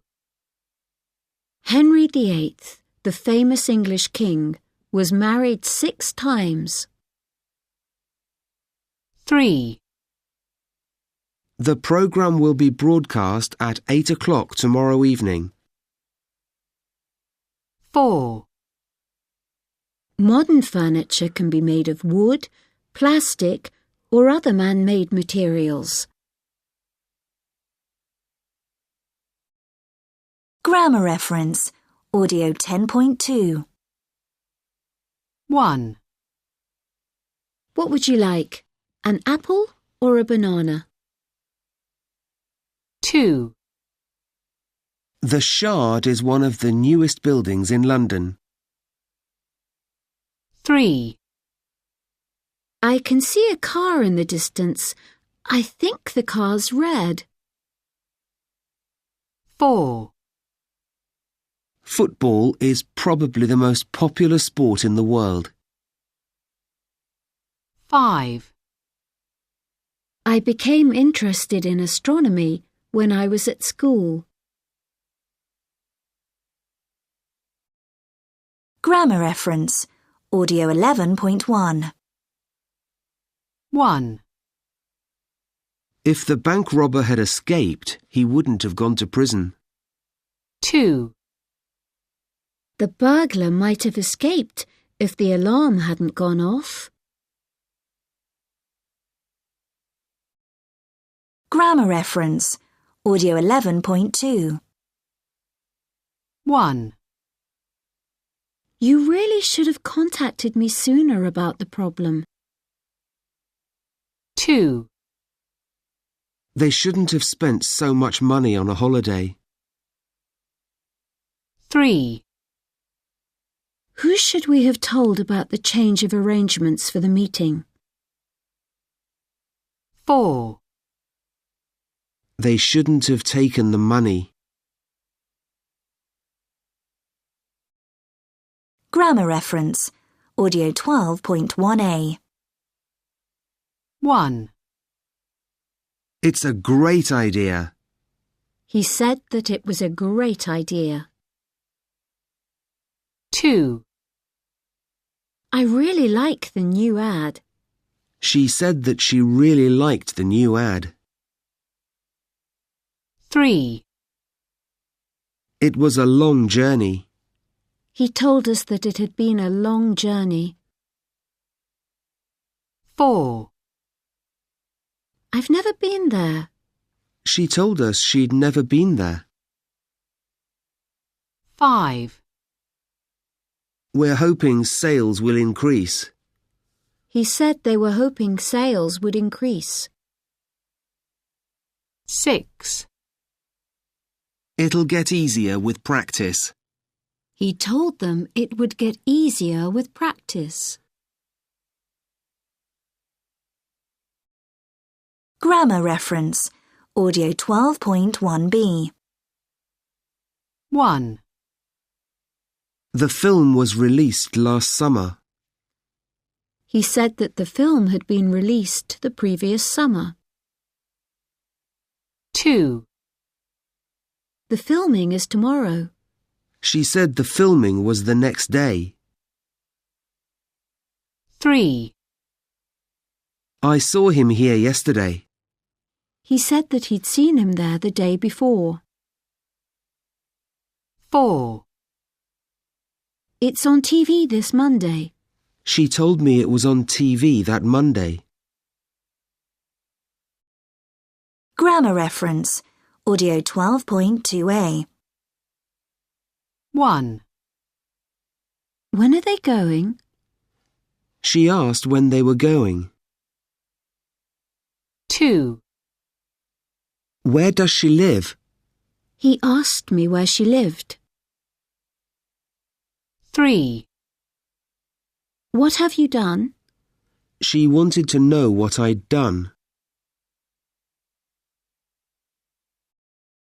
Grammar reference. Audio 12.2b. 1. Did you understand?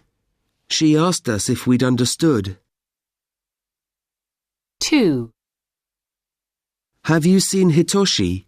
He wanted to know if I'd seen Hitoshi. 3. Do you read a lot? She asked whether I read a lot.